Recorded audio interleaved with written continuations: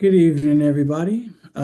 We will call this Planning, Land Use, and Port Committee meeting to order at 6:05. And what we will do is we will do a roll call. Um, Kane is here as And, Northwest co-chair.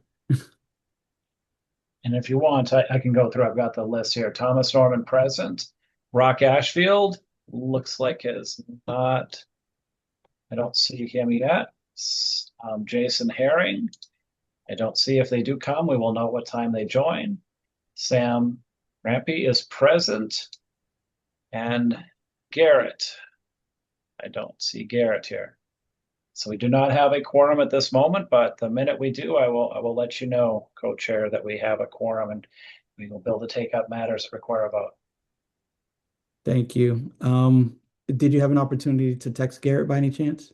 Yes, Okay, I did. thanks. All right, then that'll be as best as we can right now.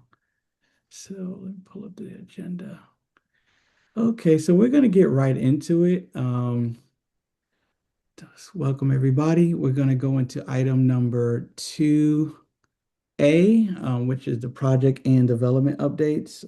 We're gonna have Mr. Tunney, who's also here, Mike Tunney for the John B. Gibson chassis project and parking lot, and he's gonna do a presentation. All right, let me see if I need to give him any rights here. There you go.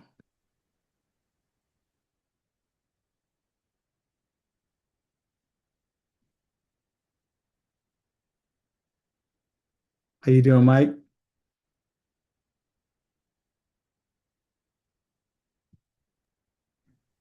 Hi, Kane. How are you? Not bad, and yourself? Doing well. Thanks for having us today. It doesn't sound like you have a quorum today. We do not have a quorum at this particular moment. Would it be possible for us to request a reschedule for another date? If that's what you would like to do, Yeah. it's totally Yeah, yeah. fine. We don't want to compel you to spend your time. And this is recorded so people could watch it. But if you'd rather have that direct interaction, that's well within your right to ask for a reschedule.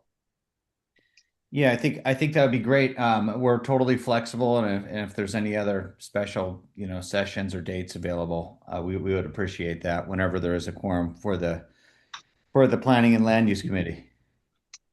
Okay. Definitely. All But right. but we're excited to talk to you, and still excited for our community workshop coming up. So Oh, yeah. Absolutely. we appreciate we very much appreciate you guys putting us on your schedule, and we'll make ourselves available for you whenever we can get on your next meeting. And do you want to share with the public the date of that meeting? I don't Th- That meeting is next Tuesday at next 6 Tuesday. at 6 p.m. at Pet Park. Yeah, Okay.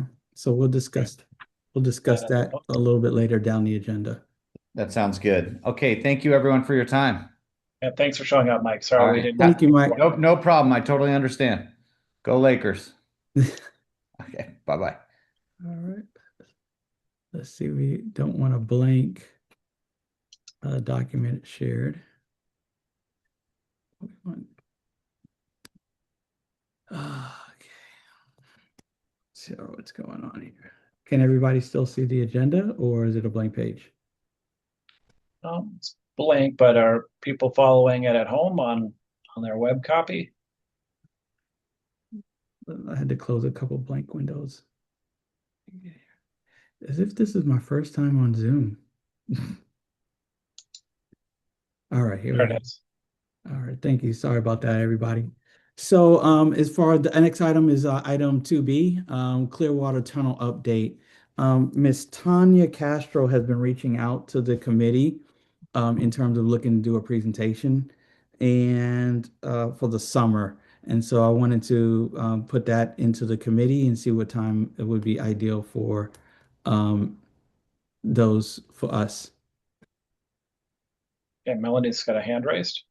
Melanie, you're recognized. Um, just FYI, they're coming to our board meeting next month. Okay. They're going to do a presentation, so that might clear up that for you having it at planning and land use. They're coming, they're scheduled for a presentation next month at our board meeting. Okay. So that'll be June, scheduled for June. Uh-huh.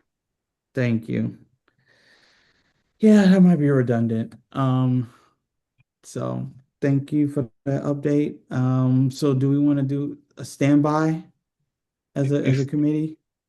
Before we move on, yeah, let's just if something comes up between now and then, we'll agendize it for action. But if it's just information, yeah, we won't need to put it on our June agenda. And Okay. that's not one I foresee there needing to be a letter. I don't think we have much say over that. We're just kind of learning what's going on and how it affects other things, unlike perhaps Phillips 66.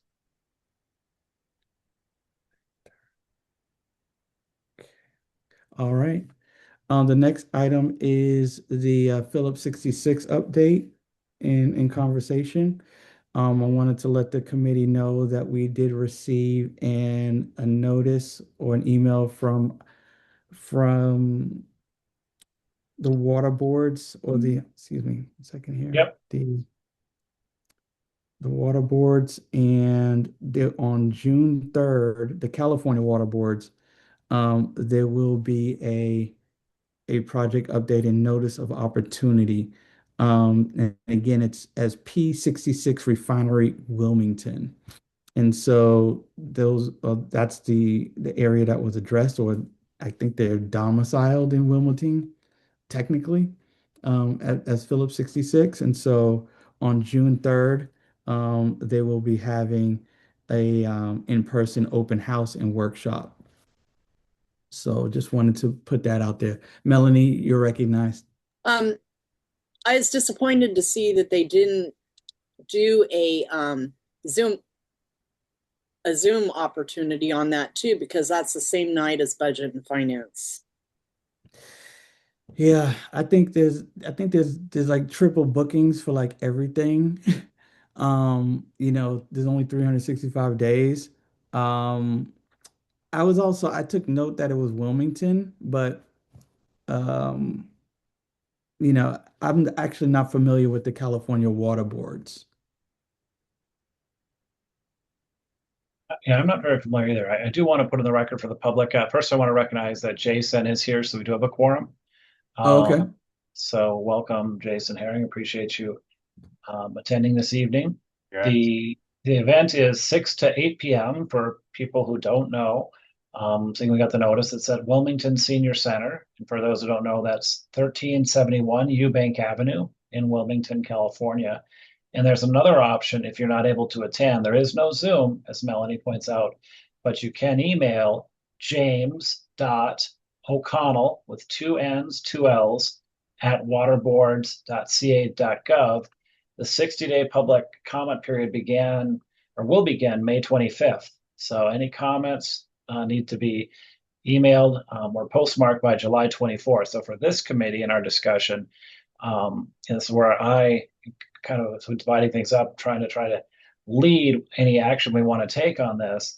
I'm definitely very interested in everybody's input, committee members, stakeholders, and just the public. If there is any letter or official action we'd like to consider, because we do have enough time to vote on this and get this approved for that July 24th date. Thank you. Melanie? Yeah, with this, one of the things looking this over, this is part of the environmental part of it. This is the cleanup. This is going to involve a lot of the cleanup and, the that part of Phillips 66 that we were worried about, Mm, you know, with the soil and the water and the runoff, and et cetera, and removing everything and the effects of it. So looking into that, that's kind of what that runs into. So I'm really concerned about it. That's why I'm concerned about the timing, because it's an important budget and finance meeting, but it's also environmental, a planning, a public safety, all the above concern.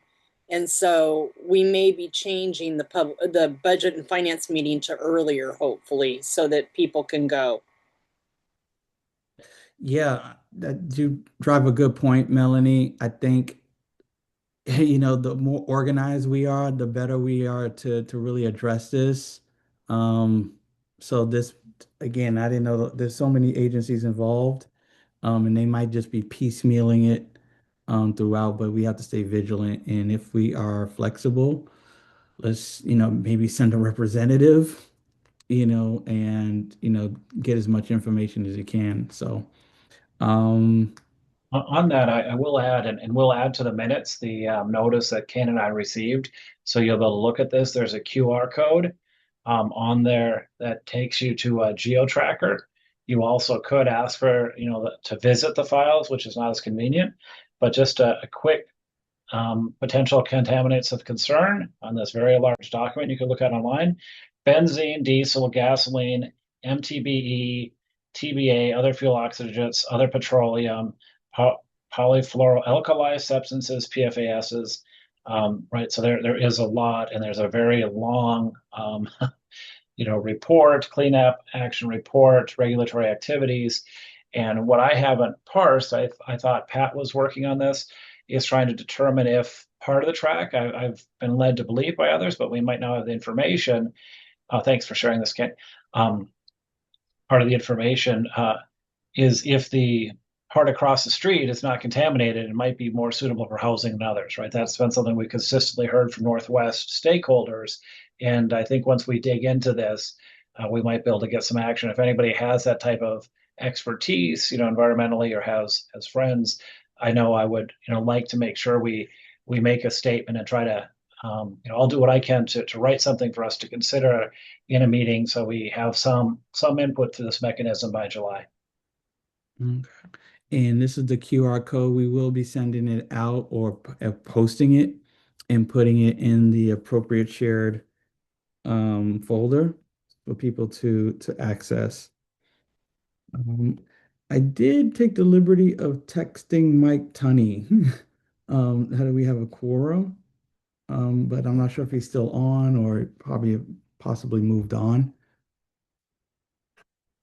And so let's get back to the agenda. Anybody else have anything on Phillips 66? I haven't gone to any other meetings, and this is the only new information I have since our last meeting.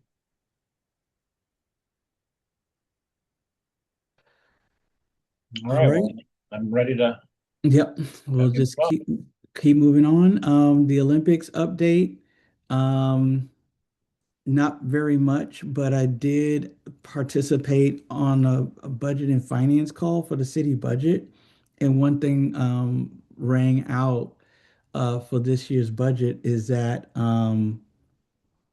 there was $0 allocated for Olympic marketing in this particular budget. And obviously, I was on the call with many people. It was a one-way call. I couldn't see anybody, but it was it made me pause.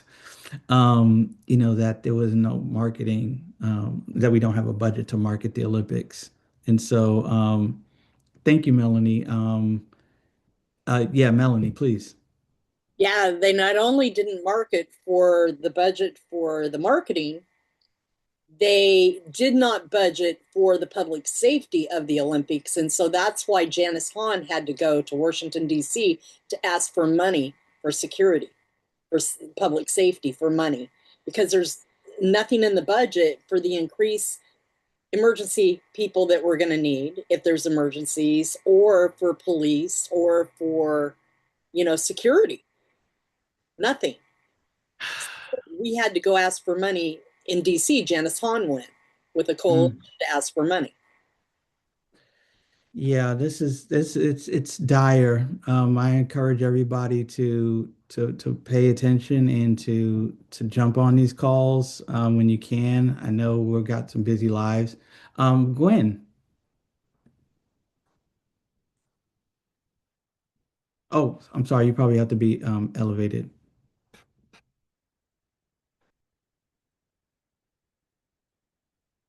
Second.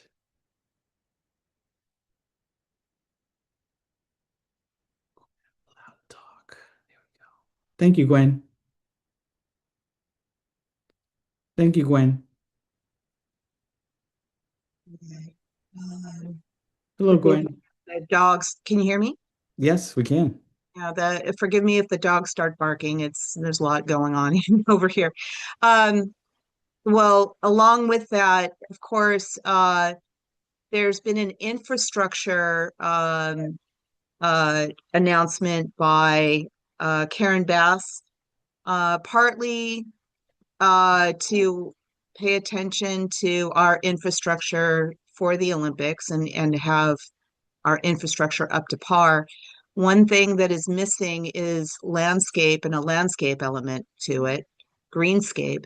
Um, I continue to urge that we continue to push right now, especially since she's up for election for uh, uh, our biodiversity, our green spaces to also be invested in, especially since we are going to be judged by our sustainability practices here in Los Angeles and how far we're getting in the United States. But the landscape element, it doesn't exist. And we actually have here in San Pedro, or not in San Pedro, but in CD15, one project I really want to bring to her attention, and that is when was the Olympics? 1932? 82. No, prior to that. Was it That was 82 the or 88?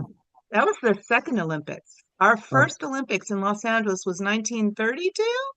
Anyway, it was 84, by the way, Kane. oh, thank you. But the the first Olympics, there was on Avalon Boulevard, there was a series of palm trees that were planted all along Avalon. It was a big project for the Olympics to go all the way down to the coastline. And Avalon now, of course, you go to Wilmington, there are palm trees still there, and it actually is a historical landmark. The palm trees are protected, but I think that it would be good to push for a 2028 Olympic landscape tree element in Wilmington to commemorate this, especially since, like I said in the last meeting, that CD15 is the most tree poor, canopy poor district in all of Los Angeles. So we should push for this, and especially with sailing also coming to and water sports coming to the San Pedro area as well. Great, thank Thank you. you. All right. Any other comments or questions about the Olympics? Again, we're just trying to keep the conversation going. There's a lot of serious things going on, tunnels collapsing, refineries closing, Olympics coming. And the next item is item 2E, which is the West Harbor update. And I think I see that Mike Tunney has come back. So after this particular item, we'll see if we can uh, circle back. Is there any updates or comments on West Harbor? Anybody want to be recognized and the attendees? Okay. I haven't had any information come to me in conversations of Gwen. The last we heard, the AstroTurf was approved for West Harbor. I'm wondering if there is still opportunity to change their mind. Um, there are some things that could definitely enhance it that hopefully there is still opportunity to discuss. There are opportunities for coastal areas and harbors to it's a structure called silvicells, which allows hardscaped areas to have massive tree canopies. It allows for the root systems for trees to actually foster permanent trees in other rarely considered areas. does anyone know if there's still opportunities for planting in and around West I'm not sure. Um, I haven't I heard think that there was a there's couple. any receptivity, right? The developer's been pretty clear that he's, doesn't have to, yeah, it's his choice, and he didn't seem inclined a month ago to change his mind. But we, can continue as we see and interact to share information like this. So if I see, Mr. Johnson or anybody else from the entity, will pass that information on because that was not a product that I was aware of.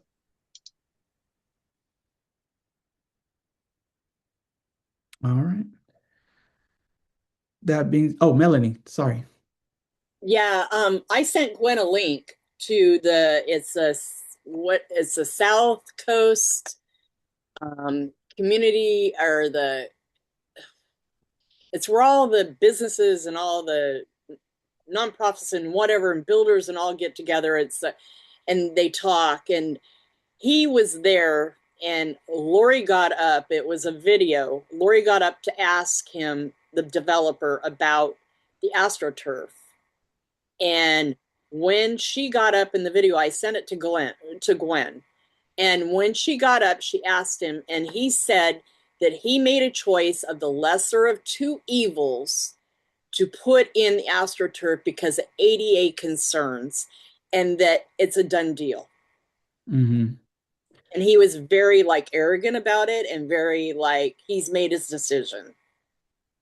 And I got told the other day that it's been ordered already because of them sponsoring the World Cup in July here. Mm-hmm. I have a question. Do we have any community agreements with or do we get any concessions? You know, Well, what we in a past version, I think it might have been the environmental committee going back when we were doing that. This council has spoken in opposition, right? We've done what we could that way. We could continue to do it, though I don't know if there's much benefit because he was not arrogant in my conversation, but he was clear and direct that the decision had been made and he did not plan to change it, and it was within his legal right to do so, right? So there's no ability to compel him other than the public pressure. We could consider taking another action to say how we disapprove of this. That's what I was. It is incompatible. It is uh, AstroTurf is notoriously incompatible with ecologies and coastal communities. So Yeah, no. When we went out, I remember you and I worked on that. I think maybe 2 years yeah, ago or maybe 3 years ago. wow. Um, yes. and I remember going to hearings and kind of seeing how this unfolded. And I'm surprised, in all honesty, because the cost when we researched it, it wasn't a cost difference. But I think he also in a conversation I heard he deferred to Nederlander, kind of passed the blame that they wanted to do that. That they're more involved because they're operating things. So that might be another avenue is talking to people there. And if, people can vote with their feet or their comment cards when you start going to events. The main thing I kept hearing is, oh, women who wear heels, who I don't know how many go to outdoor events in heels. My wife doesn't, that it could be an issue for them. And then the ADA is a new one, and that's a pretty tough one. I haven't looked at it, don't have the research to know there, but liability wise, There, that creates issues. there are ways to create green spaces and still have it ADA um, responsive. And, you know, uh, there are a lot of opportunities that I still believe that West Harbor, as you know, we may or may not have sorry about the dogs, increased you know, we we continue to have hotter and hotter days, and shade would be appreciated during concerts and in summer days, even along the coastline. Okay. And there Um, is a tremendous opportunity to create something. This Silva Cells is an infrastructure thing that um, can be used in downtown corridors, plazas, and it has been used in coastal projects like West Harbor to great effect. So hopefully there can be some possibility somewhere as hardscaping as the landscaping continues Well, given that before. I'd encourage us to go back to 2A, seeing we're not done with 2, and we reached a quorum about 2C. If that's okay, co-chair, to recognize, and you've been in touch with Mike to recognize our speaker on the Gibson chassis parking lot. Yes. Have you elevated him? Looks like I am still here. Hey, hello everyone. Thanks for having me back, and glad you guys have a quorum today. So excited to give you an update. I can share my screen if that works for everyone. Is that okay? Of course. Okay. See if You have that's the power. here. See if that works. Success. Success. Okay, good. Okay. Continue to share. Can everyone see so far? Yes. Okay, good.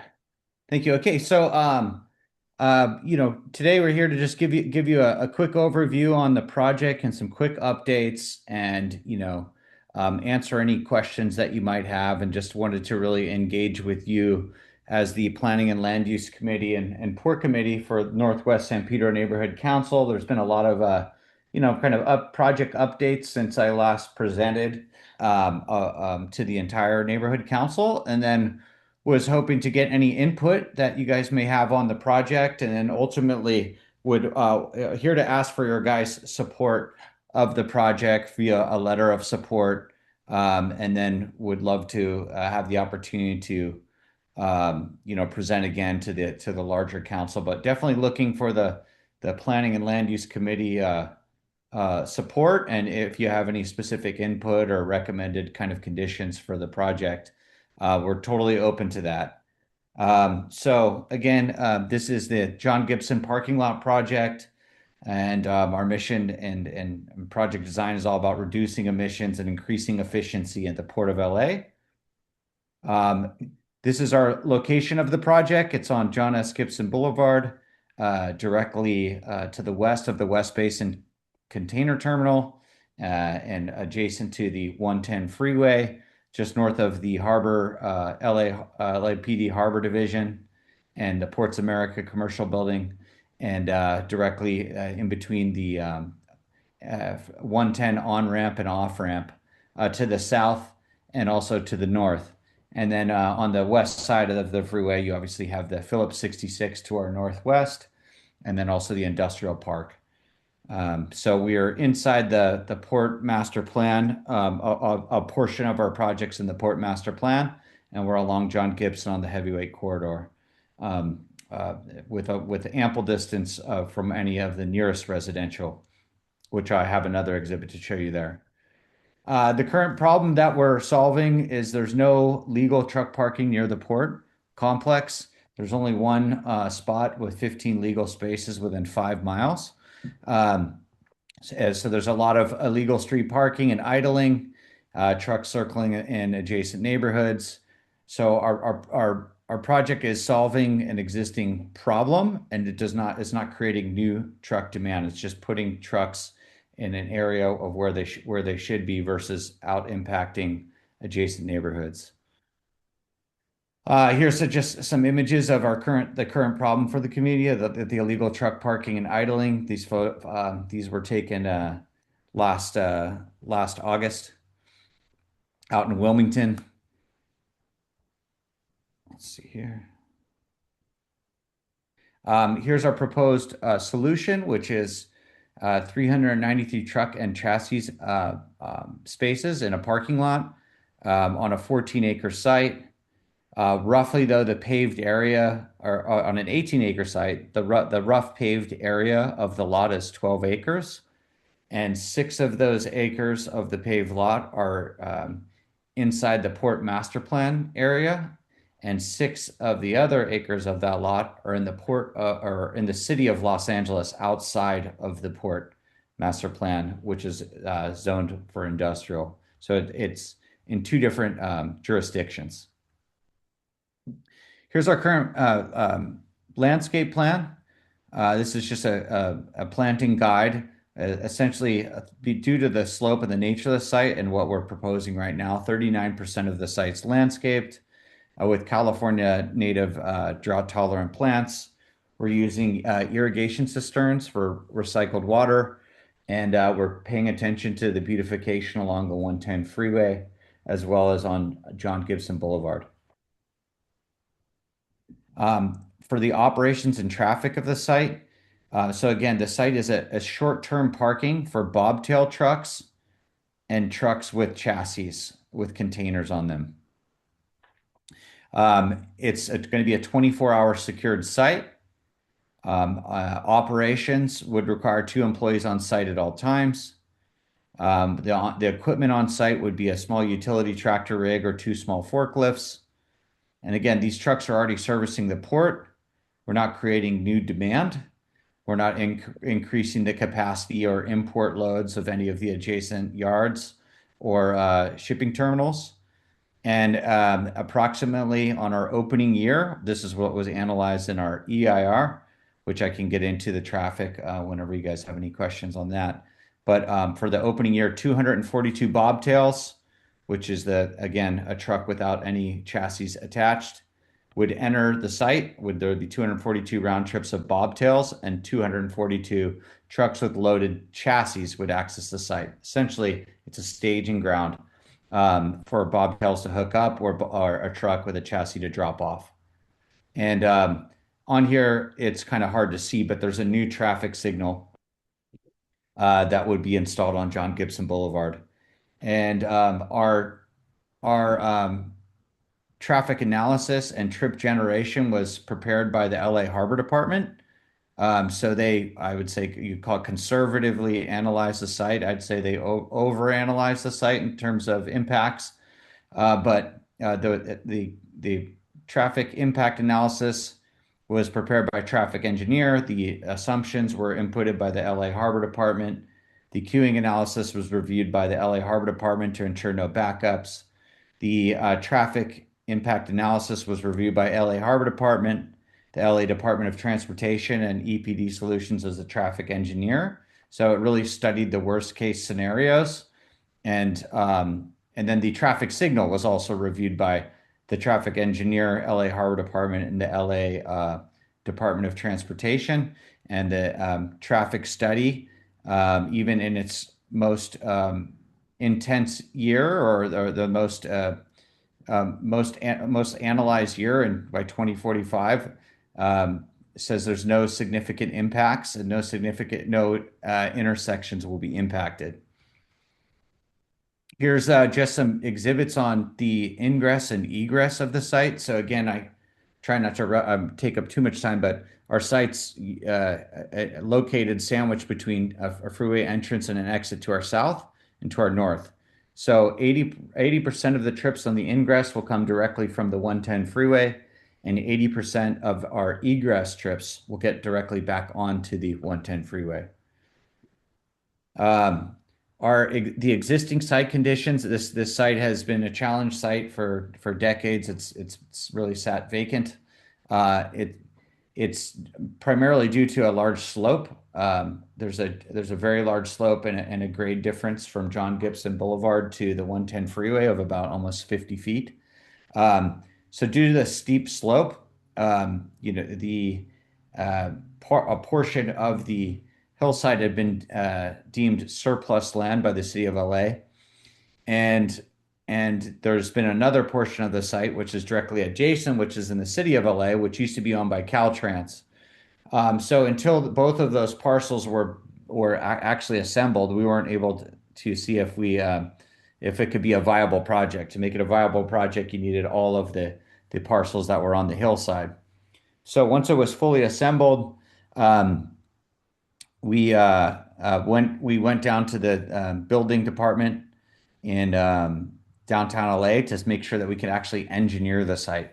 So it's going to take a few different retaining walls, and we went through 2 or 3 years of engineering starting in 2018 and 2019, which led us to where we are today, to make sure that it could actually be built.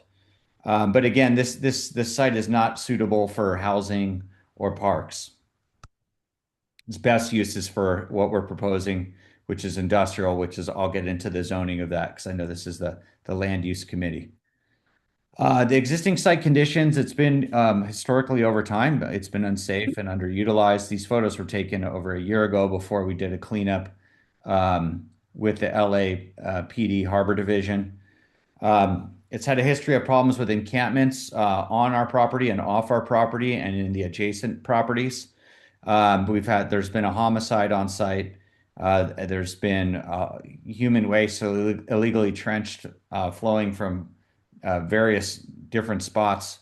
It's been contaminated soil as well from the previous petroleum land use on the site.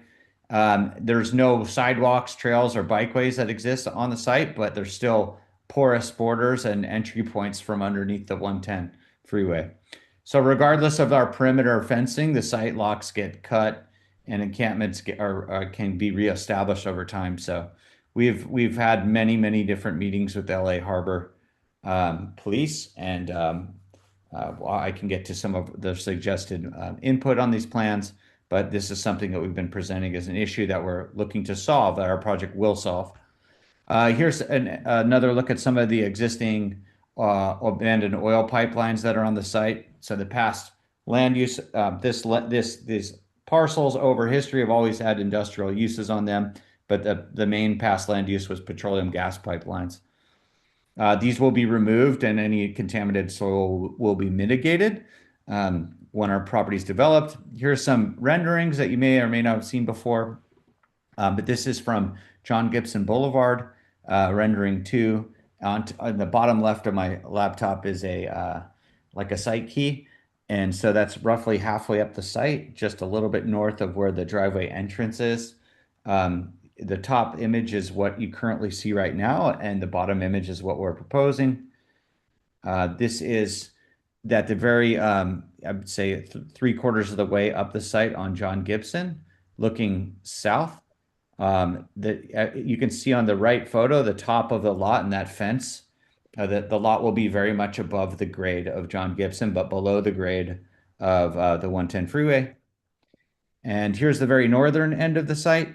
You can barely kind of see our project or our property, but on the right side, that's the very tip of the fence line on the northern end of the site. The south end of the site, again, it's kind of harder to see from John Gibson Boulevard.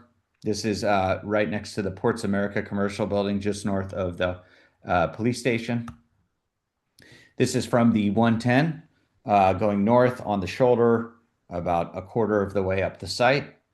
And that is the parking lot is below grade, and our intent is to not, from input on the community, that we will not be impacting any of the sight line of the port activities, any of the cranes or the containers.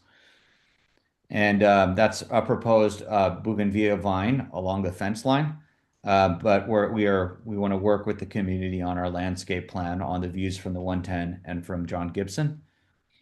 And this is just another view from the south end of the site. So really no sight lines impacted. And you have 50 feet to work with, right, Mike? You know, from here, you so there's a 50-foot slope, so it makes sense that it would pretty much be invisible. Yeah, there's our property doesn't go straight flush to the 110. Obviously, there's a right of way with Caltrans, so they own the land between us and the freeway. But there's different, the property line little fluctuates and whatnot, so we don't own it straight to the curb, if you will, of the freeway. This is from the north end of the site, going on the 110 south, and our property really won't be visible, or our project won't be visible when you're driving in. One big change of the project, and this is based off of input. We removed the very tip parcel. There were 4 parcels originally proposed. Now we're just doing 3. Where my mouse is right here was a tip that was in Wilmington. It was 0.23 acres, or roughly 10,000 square feet of land. So we've removed that altogether because it's not even in the footprint of our site. It's on a slope, and it's de minimis. So we just removed that to really clear up any kind of confusion there. And again, I mentioned the project straddles two different jurisdictions, the City of LA and the Port Master Plan. And the two green parcels are in the Port Master Plan, and the parcel that's closest to the freeway is in the City of LA. So this green area of the Port Master Plan, there was an overlay put over our industrial parcels from open space from the Port Master Plan, and we're going through the process right now to have that updated into maritime support. Our proposed use for the City of LA parcel is a conforming use by right. So a truck or staging lot, what we're proposing is an approved use. So, but we couldn't put a driveway through open space, so we really had to update the master plan, redo the project description, and now we're through our second environmental document after kind of some input from the Coastal Commission on how to do this and in collaboration with the port. Here's just another look at some zoning exhibits that you can see the very top parcel. That's the parcel I was talking about that was removed. That is really not going to have any parking or landscaping on it. The City of LA general plan land use is the entire site for the entire project site is industrial. The City of LA zoning, for the entire project site is empty heavy manufacturing, and all of the surrounding uses are industrial, as I kind of pointed out earlier. This is just a site plan overlay where you can kind of see how half of our lot is in the City of LA and half of the lot is in the Port Master Plan. And really all the other area that we're proposing that's not in our lot is landscaped. Here's the sensitive receptors exhibit. So we just wanted to call out the nearest residential. Our truck traffic from the project will not be driving through any residential neighborhoods to get to the freeway or exit from the freeway because we are conveniently sandwiched between the two. The closest neighborhood's actually in San Pedro, 1,360 feet away. And the next closest would be Wilmington at 1,700 feet away to our northeast and San Pedro to our southwest. In general, industrial guidelines from the Attorney General best practices buffers is 300 feet. So we have quadruple, the best practices for buffers from nearest residential. Sorry to move something real quick, guys, ladies and gentlemen. So our proposed project, will reduce street congestion, idling, and illegal on-street parking in surrounding neighborhoods. We have an 850-foot driveway with multiple lanes and multiple like shacks for processing. So even at the highest peak hour inbound, there will not be any backup on John Gibson Boulevard created from our project. I mentioned there's a traffic signal, an all-way traffic signal, and there's a center median as well. So there'll be exaggerated turn pockets to get into the property and out of the property, and as well as the center median. Our proposed project will also improve safety and security for the Port of LA master plan and surrounding areas with gated access, site perimeter fencing, site lighting, and 24-hour security. Our project will also help reduce emissions caused by circling trucks. And we will also not have idling permitted on site either. We'll have no idling restrictions on the property. So once they get there and park and move their goods, you can't be sitting there parking. Again, it's a short-term staging lot. And we've added a future electrification plan for heavy-duty trucks. So once we do get through our approval, we've committed as a project, and this will be in writing to apply for grants to bring the necessary power to our project for the future of the electrification of the port, which is a big project in itself. Again, from an environmental perspective, we're removing on-site contaminated soils, 39% of the site's landscaping with a good tree planting scheme, and our parking lot will be below the 110 freeway grade, so no views of the port activities would be impeded. And again, it's going to add almost a mile of beautification along the 110 and along John Gibson Boulevard. On the labor side, we have a community workforce agreement, which is also a written document, which will ensure the project is union built and union maintained. We also, in the community workforce agreement, we have a local hiring focus in CD15 and also a veteran hire focus to give the best chance for local job creation. And we will be partnering with the labor unions. So again, we're transforming an underutilized and blighted site and contributing to increased efficiencies of the Port of LA. We will be working with the LA and OC building trades, and these are just a few of the other local unions that are supporting. From a community side, I just want to recap on this. This is a lot of new stuff that we may not have seen since my last presentation, but we have a future electrification plan with Wilmington, or a future electrification plan with the Wilmington Environmental Justice Organization to ensure that we can have a big mega project of infrastructure to the site. We have an annual partnership for 10 years with the Boys and Girls Club of Wilmington in the harbor area with funding for career-bound and college-bound programs. We have an annual sponsorship of the Toberman Center. We've also committed to an annual sponsorship of the Banning High School football team. We're committing to annual part memberships to the San Pedro Chamber of Commerce and the Wilmington Chamber of Commerce. And again, we've got a community workforce agreement for local unions and local hire focus. And then we're also going to be committing as a project with our communications to give quarterly project updates to local neighborhood councils and chambers. Letters of support. So far, we have letters of support from the San Pedro Chamber of Commerce, the Wilmington Chamber of Commerce, the LA and OC Building and Construction Trades, the Teamsters, the IBEW, the West Basin Container Terminal, who's our neighbor, who our project will help alleviate impacts of their traffic. Ports America, who's our neighbor to the south, Cushman and Wakefield, and then Port Environmental is supportive of electrification efforts. And then not to mention the LA Harbor Department Police, they want to see development on our site. They've had over 50 calls, over the past into our site and the adjacent area. So they think development here is progress for safety.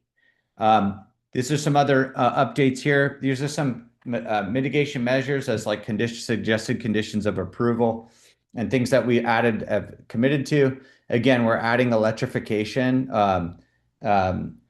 element to our project for heavy-duty truck charging stations, which don't exist in the Port of LA. So our intent, and we're committed to this also in writing, is to apply to help with reduce emissions.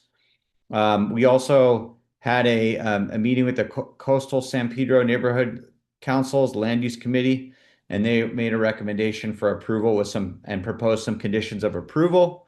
And we're still waiting to go back to their neighborhood council to review their recommendations and proposed conditions. But their land use committee recommended the project managers will work closely with traffic management teams during emergencies.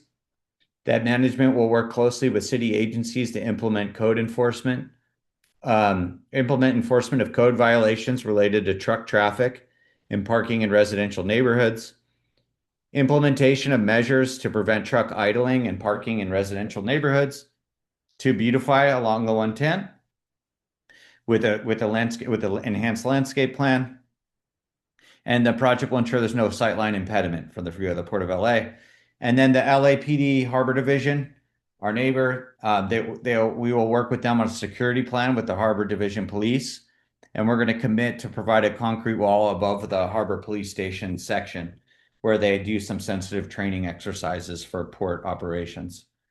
And that's it for updates. So I'm going to stop sharing, or if there's anything else, any other questions that you have, I would love to answer them, and appreciate the opportunity to get back together and present our project updates. And hopefully we can get your support. Thanks, Mike. I see Gwen. I'm gonna just two questions that we've heard. You've seen this group have lots of feedback, and I think you've incorporated some of that. So it's nice to see the coastal recognized. Um, could you share with this group if you could look at something other than bougainvillea? I know we Yeah. always have like there's California fuchsias, a native species, We're bush monkey flower, chaparral mallow. There's a bunch of other things. That one's not native, right? That's a Brazilian species. So that was a recommendation. we're I think Northwest would prefer we try to find a native drought tolerant type option, and there do seem to be some. And then, and that's probably not very hard for you guys to do, right? You'll have an expert look at that, but want to get on the record of recommending we do native plants. And then secondly, could you talk to this group about, Long Beach? Does Long Beach Port have something similar? Because there was a lot of concern about traffic, and you addressed that earlier, saying it's going to be existing trucks. They just won't be doing things in the Wilmington community they typically are doing, idling and staying around. And is there something similar at Long Beach? So, people might not say, well, maybe then Long Beach traffic will come here and hang out, or, I'm trying to think of other objections we'd get. And I just like to know more about if Long Beach has an equivalent. So that's what they're doing. And we're just kind of mirroring Long Beach, or. there is something being proposed in the center of the ports, which would involve a much larger scale, but more focused on chassis. And ours is, like it's a hybrid, but our intent is to attract an operator that is using trucks with chassis with containers. Chassis is a more intensive, if it's a straight chassis, it's more intensive. As to answering your question, if there's another, 12-acre lot proposed on the other side, I'm not aware of that. I'm only aware of the one project that's being proposed in the center between the two ports, or I think it's like the donut there. And so again, yes, we're not creating more truck demand. We're not increasing container import volume. We are just trying to provide the appropriate outlet and staging ground within the port complex to help mitigate offsite parking and idling, or as a result of putting a lot there. And to your first question on the landscape plan, we're totally flexible on that. The intent is to just make sure it looks good and is properly screened.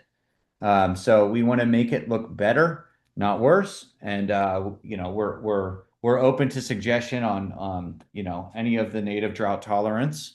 And in addition to landscape, we're also, you can really bring to life a site with some a lighting plan at night as well. So open to all that, including trees. I heard the community needs right now that you guys are talking about looking to plant more trees. We obviously have the ability to plant a lot of trees on our site. Gwen, you're recognized. Thank you.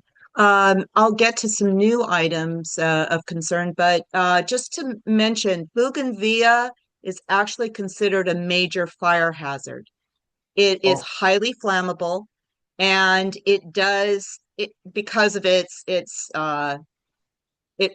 a high oil content. Yeah. I've mentioned before the litter from the flowery bract, the flower bracts, Yes. as they shed, it could potentially create a chain of fire that you don't really want. Should anything ignite near the freeway?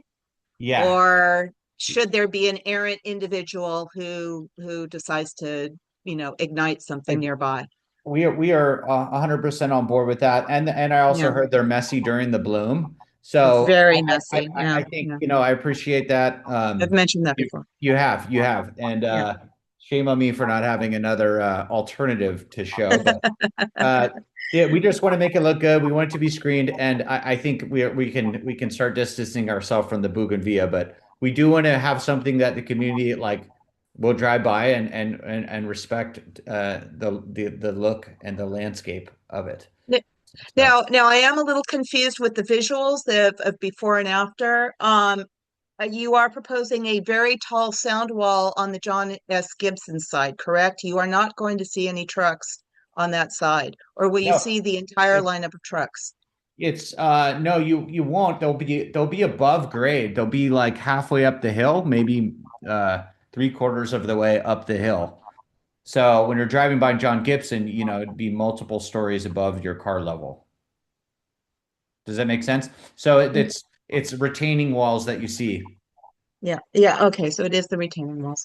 Yeah. Now, now this is the concern regarding traffic. So what I did not see was, so for the staging area, which directions and which port complex entrances are these trucks going to be entering? Are there any that are on the John S. Gibson lineway? And is there a turn east into the harbor right there? Where are the other places that these trucks are holding in order to finally go into the port? Isn't there one entrance that's nearby, across the way? Yeah, there is, but our site again, it luckily is or conveniently is located between two of the freeways. So the harbor LA Harbor Goods Movement Division, placed the condition, and the way they analyzed it is that based upon their knowledge and use I'll pull this back up. This is probably the right exhibit to look at right here on the ingress and egress.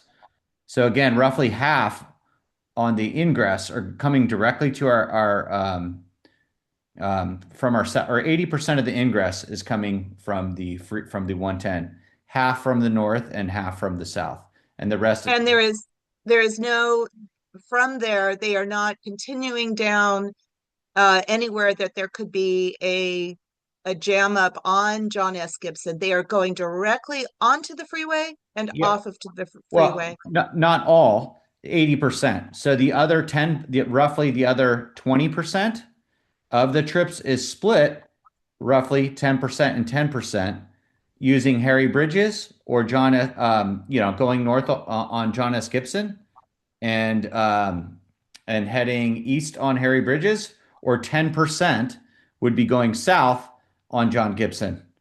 But again, this, the bulk of these trips from the way, where the site is located and the way the goods move will be getting directly on and off the 110.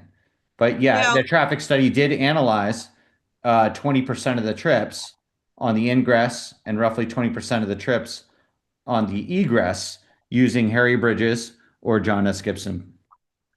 now, I forgive me.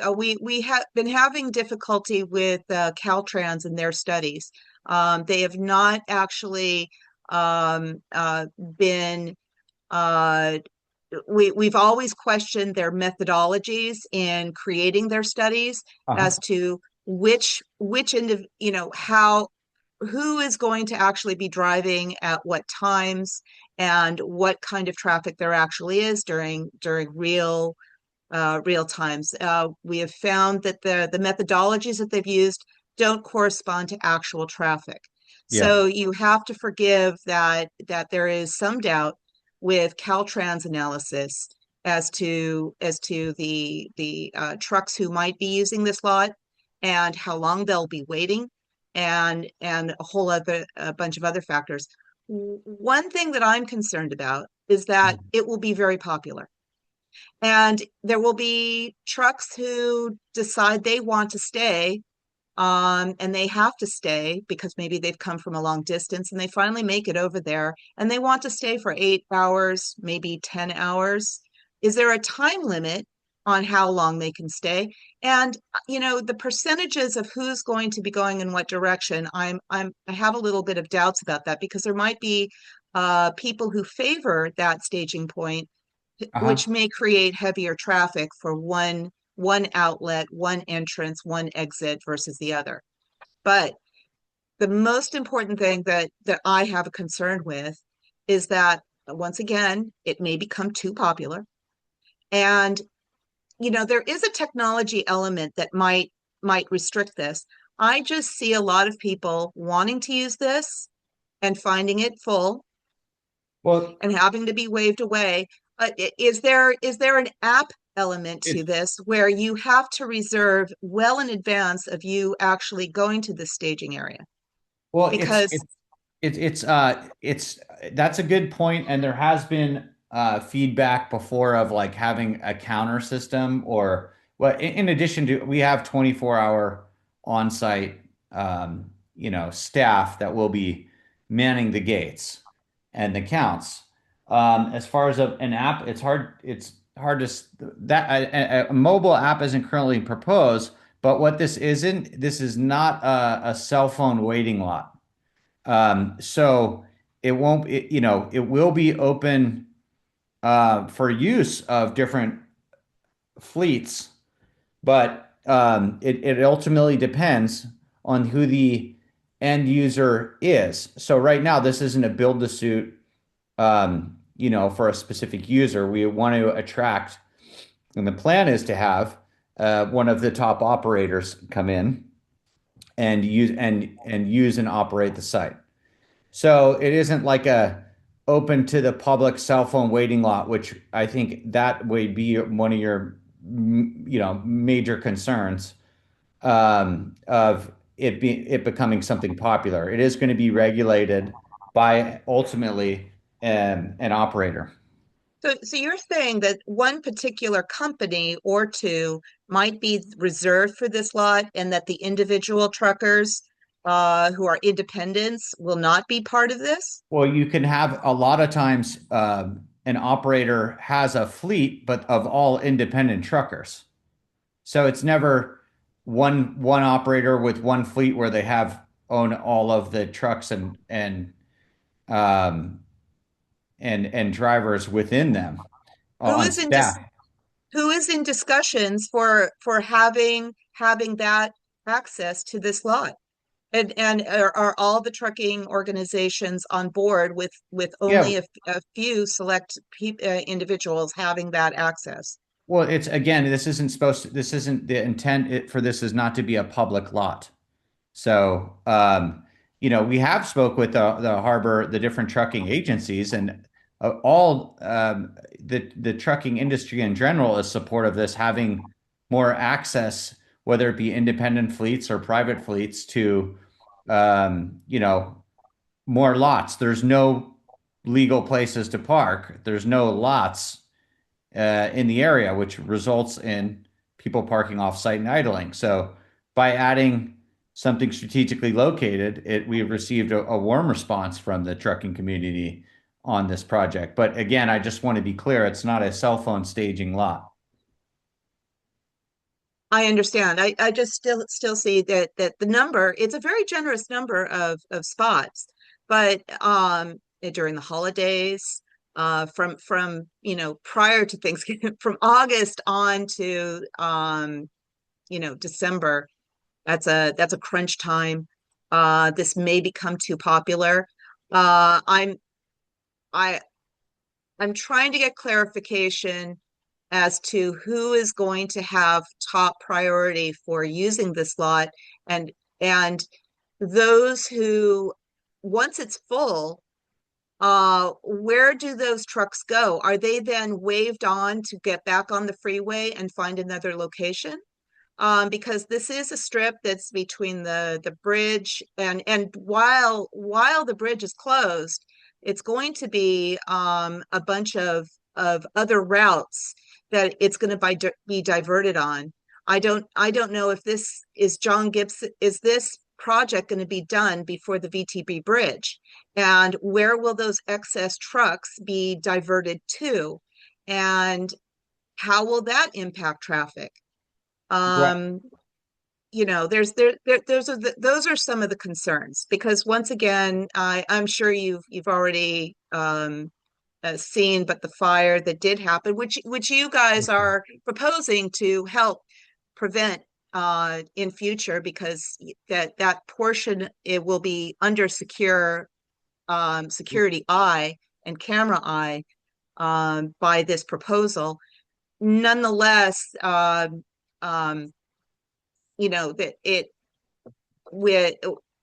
we we have, if there are any Other things that might prevent and divert the community from the 110 freeway and onto other access routes. My concern is that this may impact it, especially during the VTB bridge changes. But what will happen, you know, what might happen as far as attracting additional traffic of people who are not completely informed as to whether it's full or not? Will there be alerts that it's full? At least that, saying that it is full at the moment. And are you taking reservations in a way that when you ask a person who's landing, how long are you going to be here? That helps you to know what the availability will be. Yes, the intent on the operations and use of the site is, it's supposed to be designed for efficiency. So naturally, with however trucks come in and out of there, there will be a system to know whether there's space or not, and when they're getting called, and when there's a call for empties and all that. So yes, I don't think there's going to be any lack of communication from the operator to the fleets, but happy to address that to ensure that there's no lack of communication from spot availability in the site, and ultimately when fleets are called to come and go. And forgive me, this is a part where I'm not very knowledgeable, but I have heard some stories that there are times where truckers are expecting to be able to go and pick up loads, and then there's a delay that actually holds them for 12 hours. There's a lot of other consequential things that prevent them from picking up the load at the time that they was designated for them. So I don't know how that might impact this lot and impact the flow. So let's answer that, and then seeing Gwen's asked a series of questions, we have had two hands up. Let's answer that, and then we'll go to Jason and Sam. We can go back to you, Gwen, just to make sure we share the time a little bit. So go ahead and answer, Mike. The intent again is to mitigate by putting this lot here. It's going to mitigate a lot of that by providing an outlet and a pressure release valve where a trucker who is using the site either by a fleet or independently through ultimately one of our operators would be able to sit there and wait for their call to pick up or drop off. So it's providing a solution to that problem. Okay, thank you. Jason, thanks for waiting. Yep. Okay, so traffic impact. So to be clear, when you said going directly on and off the freeway, you don't have your own on and off ramp. You are going to be on John Epps Gibson Boulevard, right? Correct. Okay. Yeah. I mean, but we are a couple 100 feet from the entrance and exit to the south and to our north as well. I'm more concerned about, so for one thing, I mean, I use that on ramp all the time, and there's already a fair amount of traffic on that. You could go back to the traffic slide, it's better. Okay.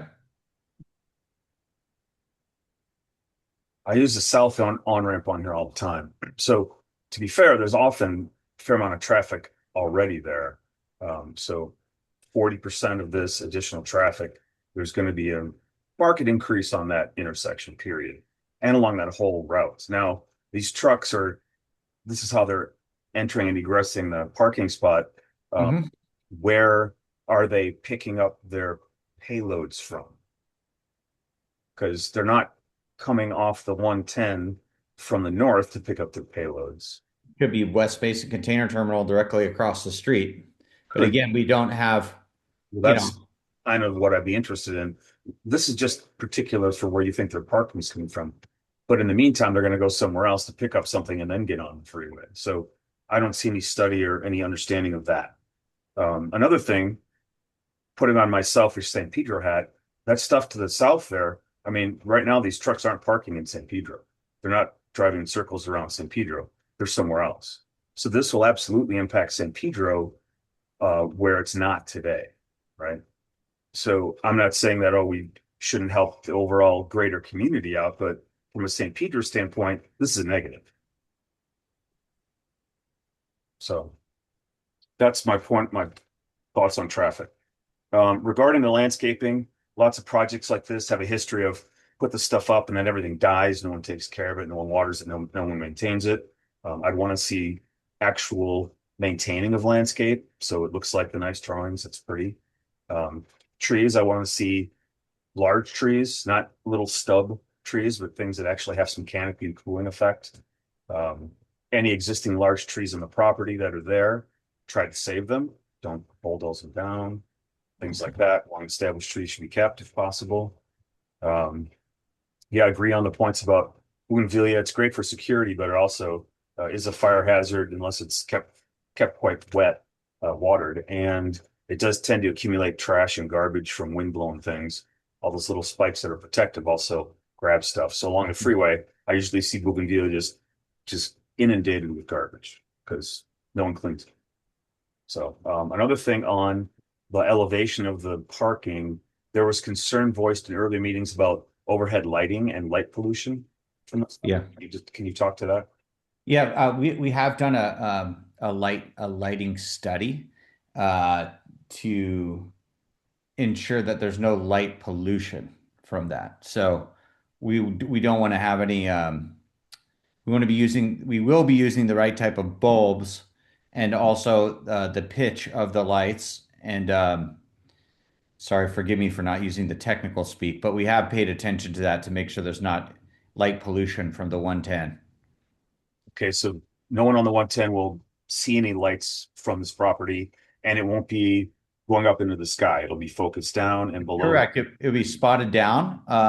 We may have some like uplighting of landscape along the 110 if that's what the community wants. But as far as our lot, the grade of the lot will be below the freeway grade. Will the lights be at freeway grade? I'd have to get back to you on the exact height of the light, the estimated height of the lights, because they're not in our renderings. But we don't want to be. This topic has come up, and we are happy to condition that light pollution will not be an issue for the 110. Okay. That's all I had. It was nice to see that you put in the electrification stub in the project. Would like to see that advanced. Yeah, that's all I have. Thank you, Jason.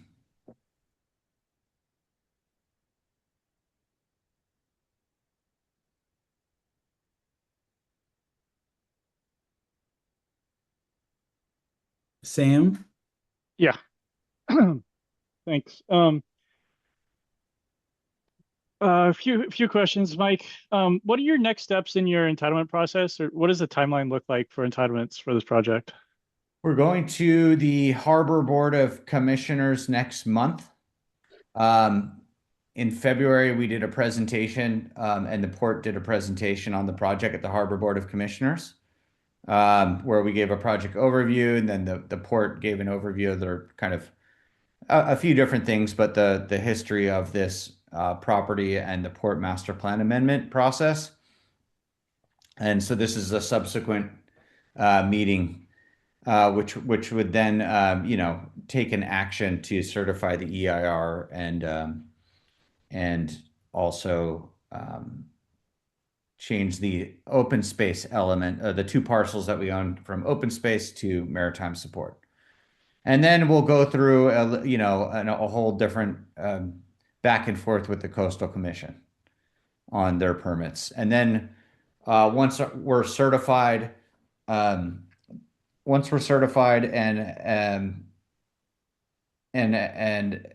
begin the process with the Coastal Commission, we can also go to the City of LA for our parcel that's up on the hill, next to the freeway, and they would give a stamp approval for our conforming use.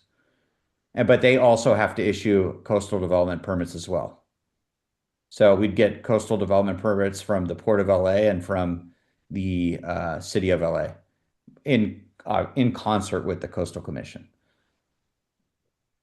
So I'm just trying to get a general sense of when you think the entitlement when you'll be through with entitlements? Is it like I mean, I know it's hard to say, but 6 months from now. Okay.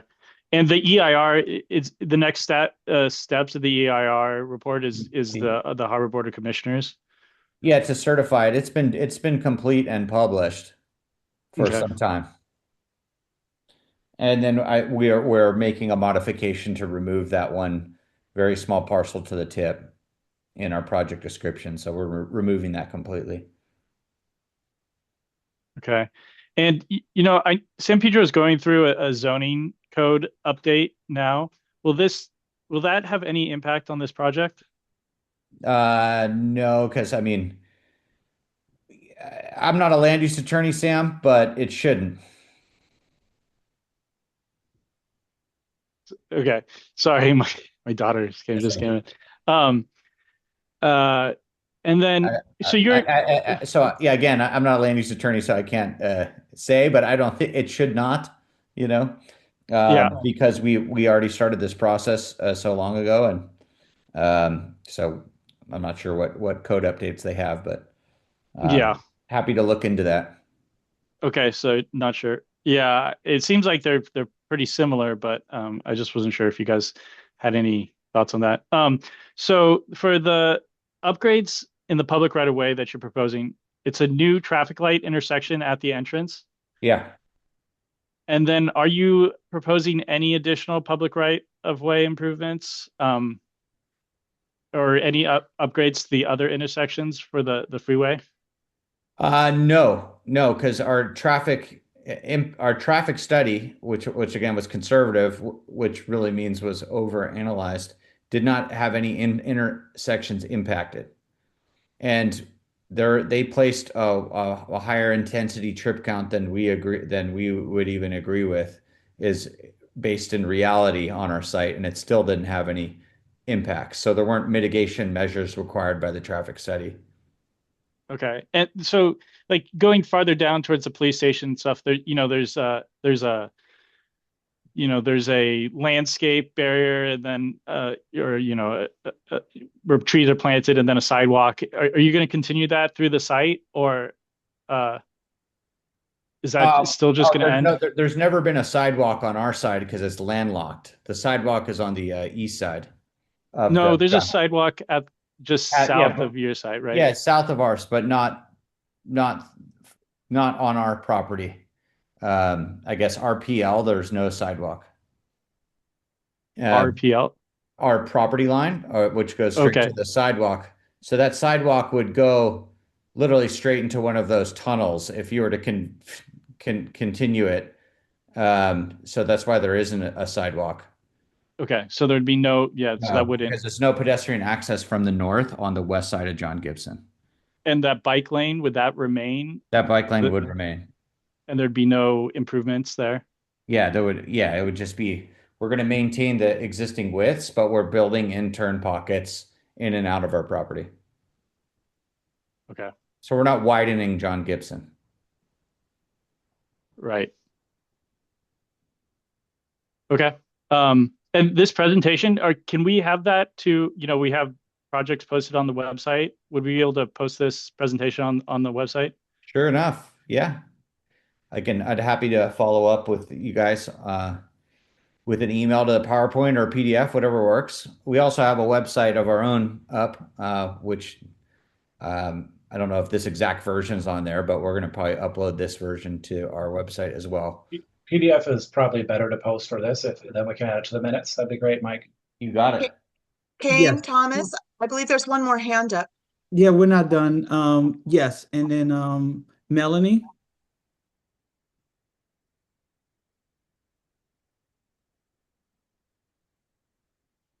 Melanie, you're recognized. I have Oh. a couple of concerns on the subject. One of them is I live over by the Channel Street intersection, and living over there is a nightmare, especially when they line up the trucks and they give them like the wild card access, where they don't have to have an appointment to go in there. And so they line all the way up, and Channel Street exit backs up so bad that you can't maneuver the traffic in that intersection there at Channel and Gaffey and John Gibson and all of that whole interchange there. And my concern is they're going to use that intersection to come and try and get appointments that they don't have appointments for, and not keep appointments and not keep up with appointments. And it's going to totally back up that whole area and cause an influx of frustration of people to get from point A to point B. Also, it on those 710 and all of that, there are a lot of problems with it also.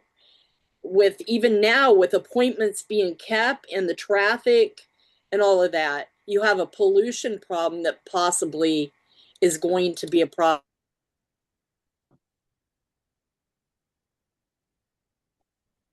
Sorry, Melanie, we lost you there. One You second. have a pollution problem that's going to be a problem also there, which is really a tough problem. You have, so it's a concern with that, with the trucks just sitting and idling and waiting and lined up and all of that. It's a definite problem, especially if they choose to take the 110 exit. That area is a nightmare. And then it causes problems for emergencies.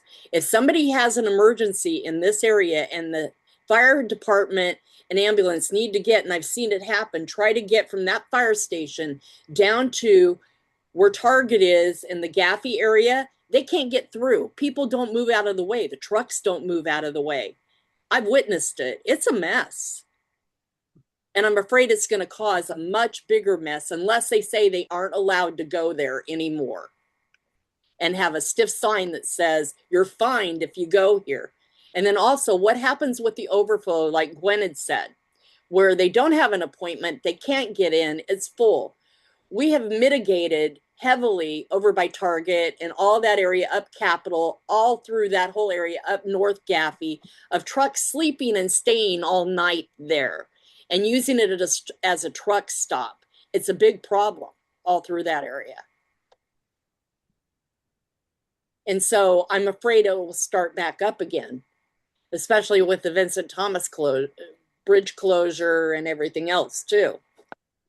Did you get the question in that? Are you able to answer that, Mike? Yeah, Melanie, could you reframe the question? You know, like you're concerned about the pollution on our property. Pollution We as want well as the traffic. yeah. Well, I thought you were in respect to idling because The on our idling property. and sitting there waiting in traffic that they, because as you, like I said, the Channel Street Gaffey corridor, John Gibson, that whole like area, Uh-huh. trucks back up all the way on the 110 to try and exit that exit, to Mhm. wrap around, to come down Gaffey, to turn right, to go that way, to go get over to John Gibson. And so it backs up, or to go right and go get into the port. And so this being added to go, if they choose to go that way, to go get down by the police station, to go get where you guys are located, then we have another problem of traffic going one way and the other way. Well, what I can say is that the movement of the trucks was meticulously analyzed, and this being able to help with the overall efficiency of how goods move within the port, which is why we have our current project description. So it took all of the engineers and all of the top minds at the port to analyze how this site could help goods move better within the port complex. And by providing something directly adjacent and not in different neighborhoods, it should help with the overall efficiency by having somewhere to go, stage, and move. So this should not add to congestion. It should help alleviate the congestion. The key thing you said there was efficiency within the port complex, which we are not. So I have a Well, concern. Historically, the port doesn't care too much about what happens about the surrounding communities unless they're Yeah. under the legal gunpoint. So Yeah. starting with that statement. True. Yes. But it has, by not having parking options adjacent within the port complex, has impacted adjacent communities with trucks not having anywhere to go, idling, and double parking. Right, because the concern is too the navigation and traffic safety of truck drivers unfamiliar with the area while they're moving and out of local streets and heavy traffic, increasing the risk of conflicts with regular passages, vehicles, including families, pedestrians, and other school traffic. You know, so you have them coming in to like Wilmington and Pedro in the the residential areas because they're lost and they're coming through. And so the footprint gets larger, I think, when you're adding this to the thing, because it's going to be kind of a, it's going to be favorable to a lot of truck drivers. They're going to like this. And so I concur with what some of the things Gwen was saying about the idea that of what happens when it's full and they still are coming. Where do they go? Again, that there's going to be an operator involved with the site that's not going to be allowing trucks or their fleet to come to the site if the lot is full or not ready for not ready to stage properly. You know what I mean? So there's going to be a direction of traffic from the operation of this site, and a director of the movements. So it's not going to be a free for all open lot with no staff or efficiency. It will very much be, in concert with the best way to move the goods in and out without having backups. We fail if there's trucks coming to the site and there's no place to park. That's not the intent of the site. So that is something that we could look at better formally explaining or addressing as a mitigation measure or a condition of community concern. We do not want overflow. The intent is not to create overflow. The intent is not create more chaos. It's to create more organization and order. Yeah, and I think that I do see a hand, Gwen. We're definitely not going to solve all the challenges and the opportunities right now. And this has been an ongoing conversation. I do want to thank you, Mike, for the presentation, as well as next week we will be having a special meeting that will be coming out for this particular topic on how we work with developers and project leaders and owners. And Mike will be attending this particular meeting, not specifically about the John S. Gibson chassis project, but how we're able to manage or coexist in the community. So there's a lot more to unpack. But I want to thank Mike for to being a collaborator with us during this particular process.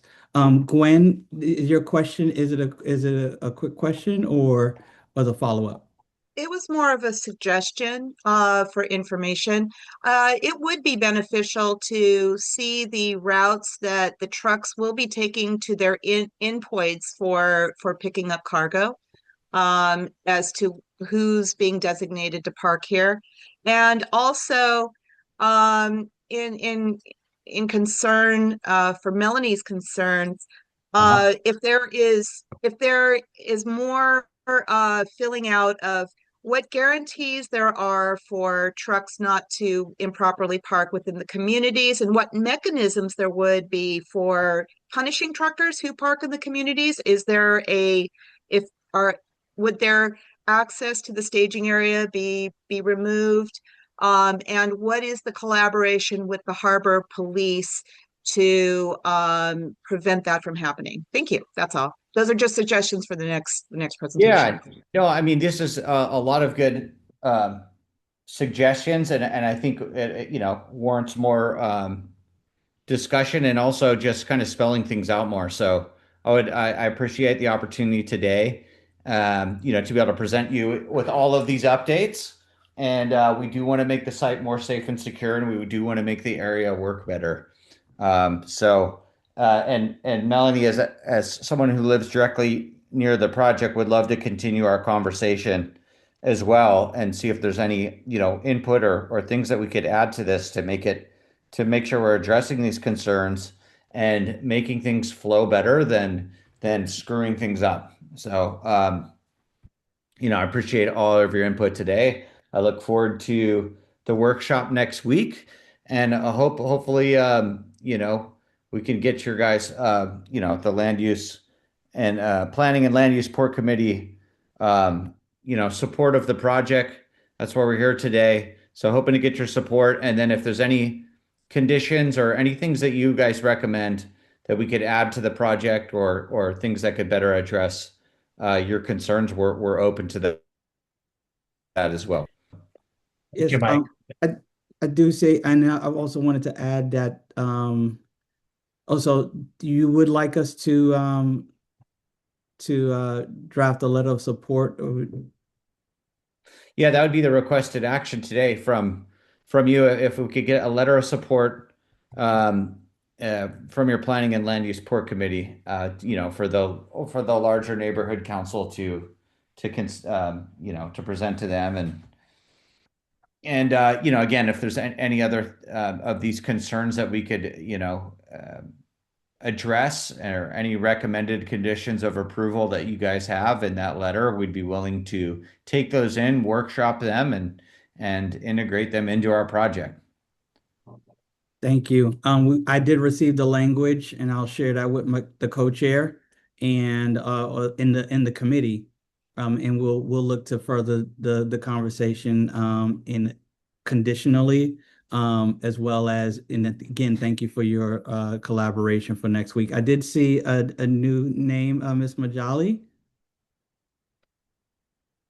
Oh, let me get a little bit of talk here, we want to get to the next topic. Yeah. Majali.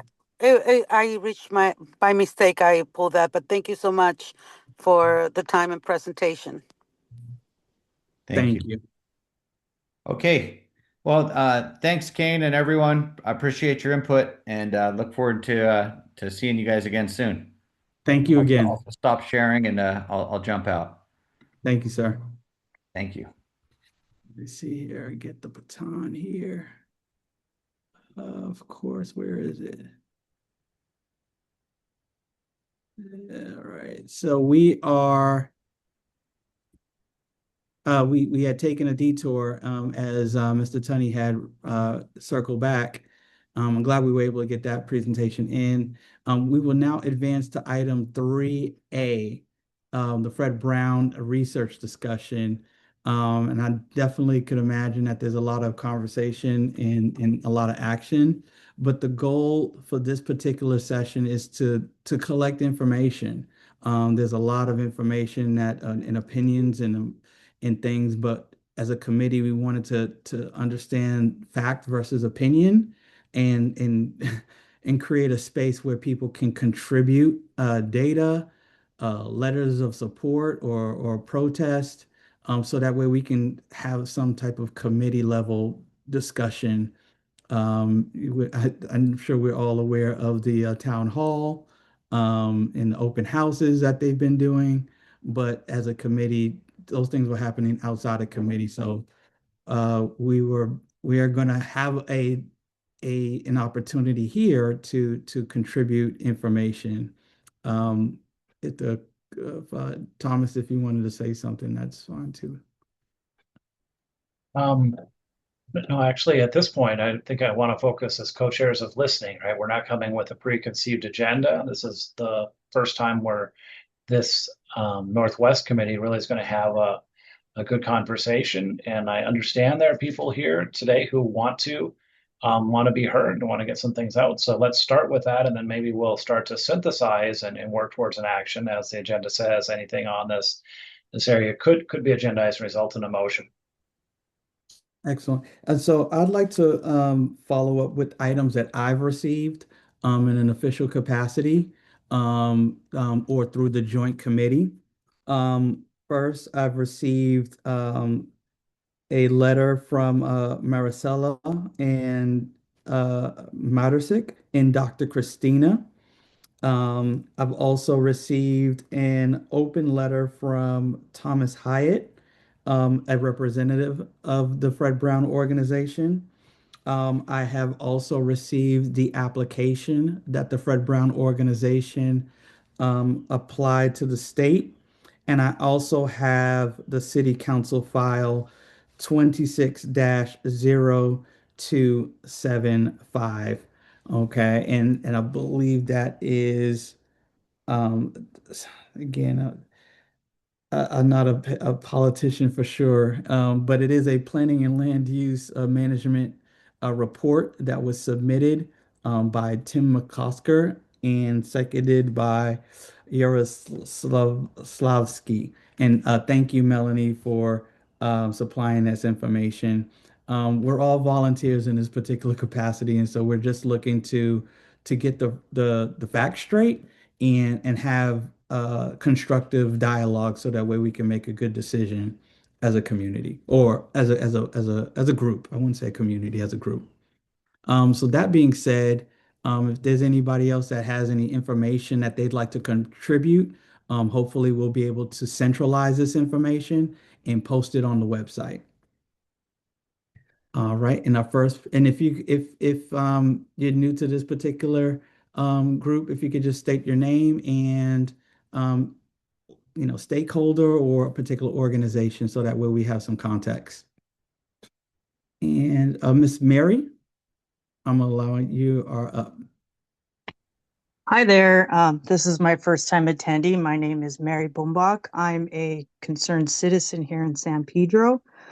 A little bit about myself. I'm a mathematician. I taught at Cal State University Long Beach and Harbor College. Data is my middle name. I really love data. And I love that you said that. So I spent some evenings looking at the SUD recovery treatment facility data, in particular at the Department of Healthcare Services. All this data is public data. And I reviewed how many SUD stands for, sorry, losing my voice, substance use disorder. I reviewed how many we have in the South Bay, and I looked at each city. In San Pedro, we currently have 107 beds. The closest town is Hawthorne, 103. After that, the closest one is Inglewood at 40. And then many are at 0. Lawndale, Lomita, Manhattan Beach, Palos Verdes, Redondo Beach, etc. Fred Brown is proposing, if you look at their application, page 6, they state that the Serenity Recovery Campus delivers an immediate turnkey solution, 114 residential SUD beds by December 2027. That means our capacity would go up to 221 beds. Again, the closest is Hawthorne at 103. The other alarming fact is, in their application, page 6, it states, serving high barrier populations. 90% of the FBRS, which is the Fred Brown Recovery Services, patients are justice involved. 86% are unhoused at admissions. R95, low barrier emissions accepts individuals regardless of documentation, criminal history, or active use status. We are currently saturated here in San Pedro. Adding an immediate 114 beds alone will make us even more saturated. So I encourage everybody to look at this public data that's available on the website. It's clear as day. We have taken our share. And I do not see how we can do this. And if you're curious, according to the SUD data, the largest Fred Brown facility in San Pedro is 24 beds. So they're going to go from 24 bed operation to 114 immediate operation by December 2027. It's a large expansion, and there are a lot of concerns about it. And that's all I would like to state. Thank you, Mary. Definitely. Thank you very much. And so just before you go, I just wanted to record the data, not only just the application, but there was another SUDS report. Yes, if you go on to the Department of Healthcare Services, they Mhm. have a bunch of data, and in there they have the SUD recovery treatment facility data, and you can SUD download it. recovery. Treatment facilities. Thank you. You're welcome. All right. And so I will retrieve this specific document. And then is it possible well I'll look to get you the information that way I can confirm exactly that we're looking at the same thing before I post Okay, it. All right. sounds good. And if you wanted to reach out to me or anybody, my public email is kane.nicholas.northwest, oh, sorry, NWSPNC at Okay, gmail.com. So that way we're all on the same page and we're reading from the same book. Uh, perfect. oh, thank you so much, Mary. Thank you. And then Mindy,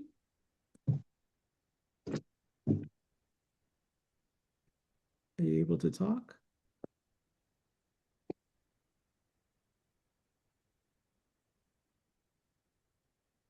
Mindy?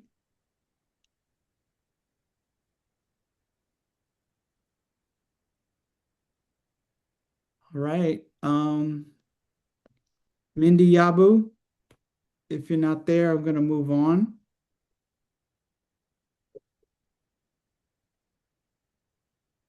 All right. Oh, I'm sorry. There it is. Hello. Sorry. Um, there you go. Yes, hi, I'm sorry. Mindy. Yeah, I couldn't find the unmute button. Yes, you are, and again, we're looking to collect data as a committee, and look to read from the same page, data, information, opinions, letters of support or against, but just kind of congregate all of this stuff because there's a lot of energy around this topic. Totally understood. And I really appreciate that you guys are trying to go fact-based. And just a little introduction. My name is Mindy. I am a concerned community member, and I teach Mahjong at two of the parks in town to seniors. So I have heard from their point of view concerns, and I have my concerns. And my concern is that there's a discrepancy between the letter, specific letter, which is the open letter to the San Pedro community by Fred Brown Recovery Services, where they address the facility designed to serve approximately 175 to 200 outpatient visits on any given day. When I look at their application for the bond funding on page 41 out of 179, there's a question that states, what is the maximum number of expanded treatment slots that will be available per day after the proposed project is complete? And their answer was 900. There's a huge difference between 175 to 200 versus 900. So I feel like I don't have a clear answer for that because their open letter states that they are designed to serve 175 to 200 outpatients on any given day. Yet on the application, it says 900. That's one. Second is that in order for them to secure this funding, they needed to have meaningful engagement with the community. And when I looked at the records, and I don't have that record with me, but I think it's easily accessible, that they've had two community leader engagement, which is with Elise Swanson and Tim McOsker's office. And with Elise Swanson, it was September 4th, 2025, through an email. And the other one was with Tim McOsker's office, but with the staff in October 22nd. And there was no other engagement with the community, like people like me, people like Mary, people like, Melanie and all these other people. There was no other engagement. For a facility this size to come into end of the road, basically, in a small town like ours, I'm just very concerned that they did not take people's reaction or their input into consideration. And that's it.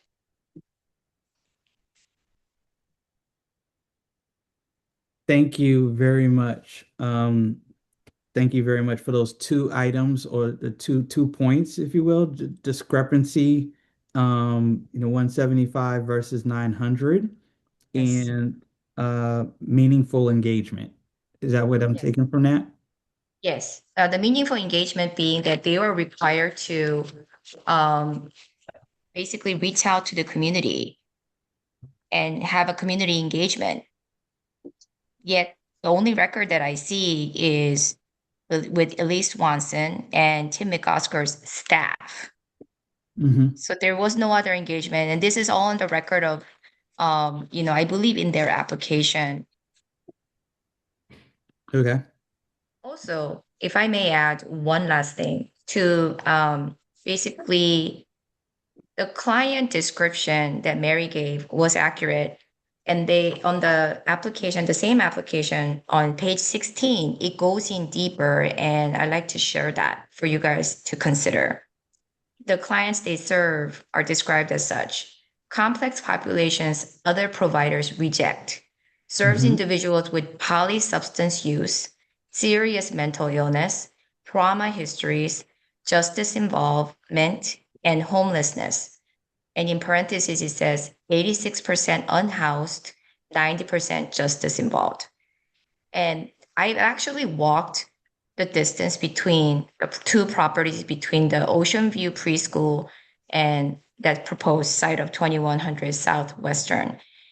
And I'm a very small person. I'm like 5'1". And it took me 110 steps to get to from one place to the other. Please consider that. That's 110 steps between a preschool and a rehab facility full of people that have that are complex population with polysubstance abuse, et cetera, et cetera. Thank you, Amindi. You're welcome. And so the third point is the proximity to preschool. Yes.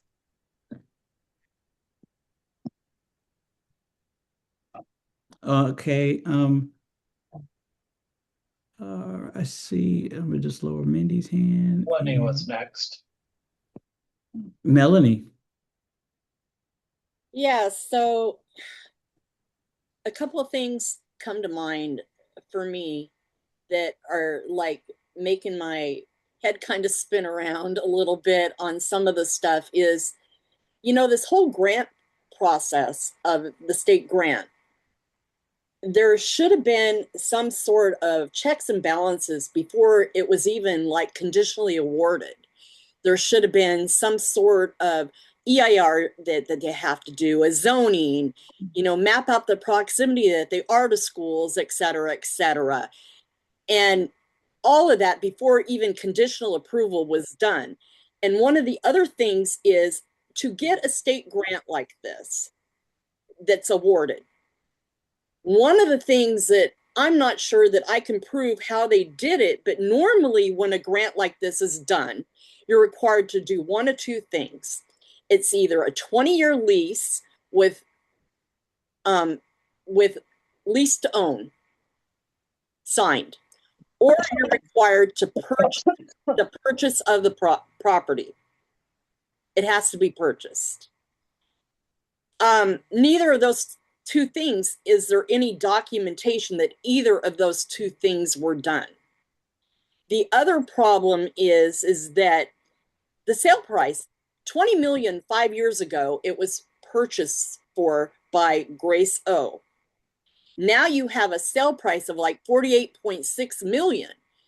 How can it go up in real estate value that much in 5 years when the place is dilapidated in parts?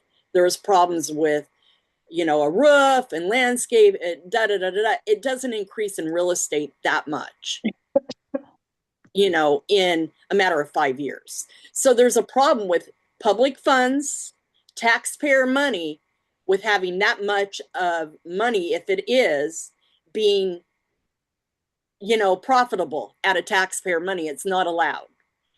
The other problem is you have 74 senior citizens that are memory care and elderly people living in that facility that were promised when Grace O bought the place to Father Mark and the nuns that they would be taken care of, that they would have a place to live their golden years. I have articles that I've researched online that is like out of an Asian newspaper and other places where it literally talks about her promise and how wonderful of a heart-giving person she is, and she's going to make sure that these old people are taken care of. And they're going to be, their families are upset.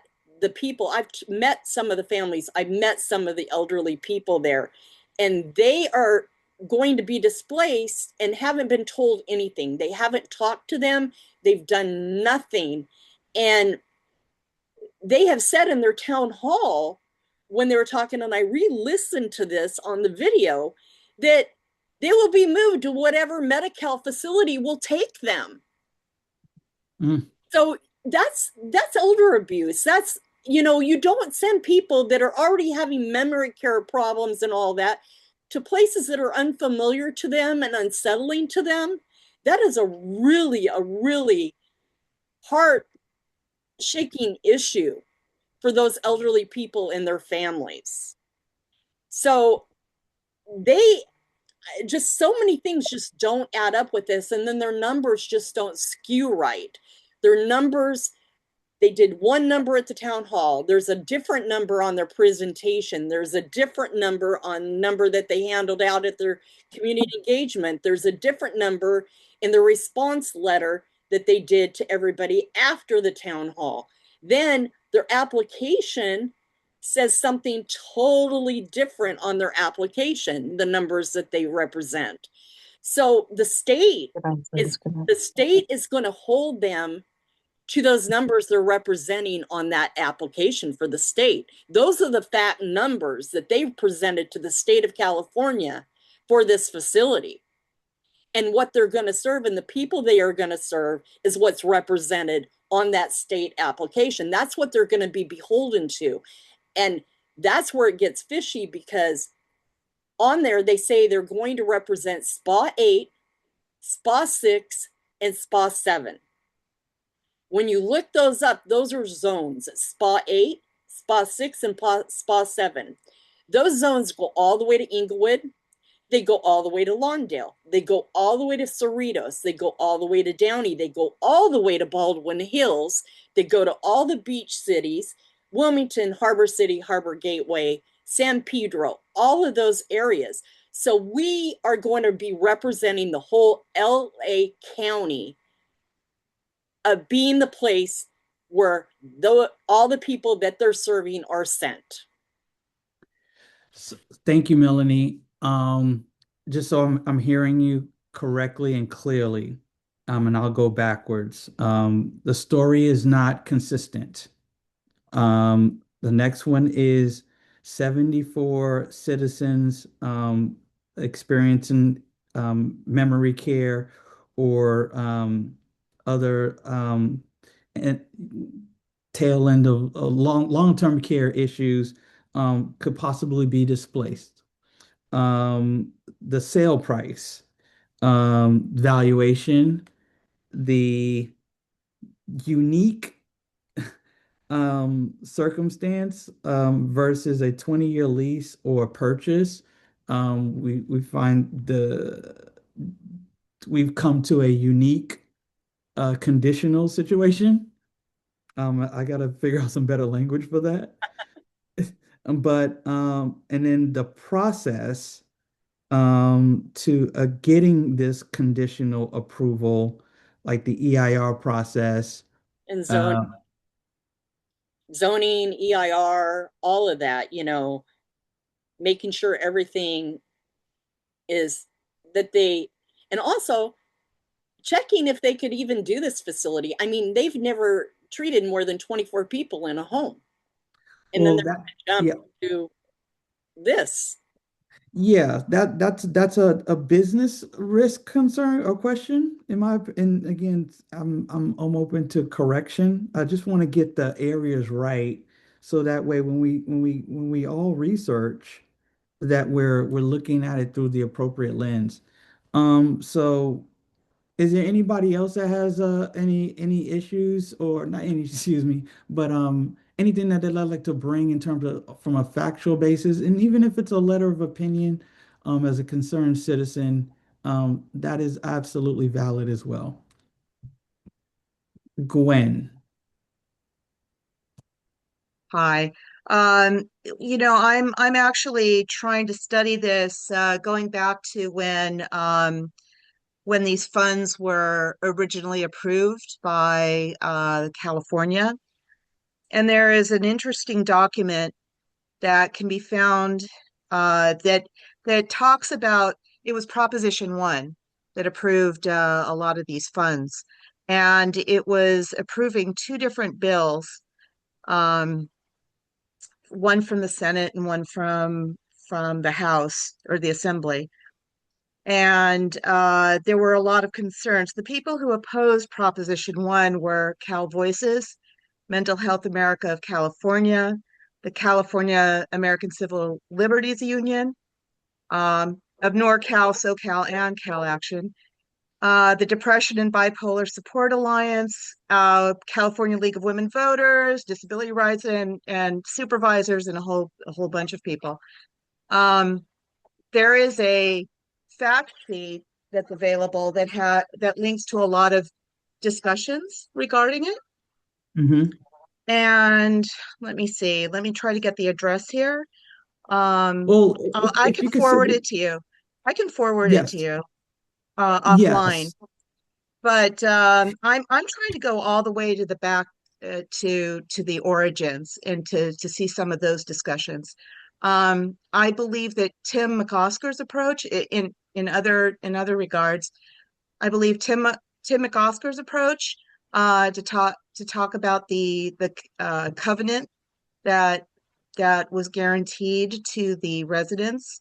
Um, I believe that we should possibly approach the questioning of the entire state process of how grants are awarded. Um, um, Melanie mentioned EIRs, community impact statements. Those things are not they're they're not part of the process. It is not even part of the process, and I believe that this entire method of awarding large amounts of funds, because the sites aren't even analyzed for whether the plumbing is good and it might all need to be replaced. Is the roof good? Is what kind of what is the architectural analysis of the place in order to ensure that the populations of residents are going to be safe? If there is going to be 109 different individuals with different and unique situations, is there going to be females, males? Is there going to be the LGBTQ quotient? Are they going to be safe from each other? What's the psychology of a large facility and a jailed population coming to this? Will they be bringing their cultural, their standards of how they were behaving within the jail? Does this facility, will it break those kind of behaviors so that treatment can actually happen and not just bring over a whole group of people with a social makeup that may just continue with behaviors that were learned in jail. There's all sorts of things that I think that we should address. The candidates, the state candidates right now for our Assembly and Senate, the people who are actually currently in those seats, and question them if they might want to reform that process of grants, because I think everybody here sees the potential of a huge amount of taxpayer funds going to projects all across California, and it failing because they haven't, that there's no analysis of the community, of the facilities, and who they're trying to, who they're proposing will be the community that they're going to target, and whether the building itself will help make them safe inside. Are there, Yeah, yeah, as well as the community? I mean, we already know the traffic down Western, and we already have obvious things that need to be studied that are obviously going to be potential problems. And none of this is being addressed. So I think we have a potential of also creating letters and an aggressive state approach, as well as our city officials. And so as far as ensuring that the funds aren't don't go to a failed thing that doesn't serve anybody. It may not even get off the ground. If a certain amount of money is given to anyone at this site, it may not be enough to even open the doors, much less do these promises of 900 people. And I think that we have a lot of analysis and a lot of material that yeah. we can go through and create a really impactful thing in those regards, real analytical.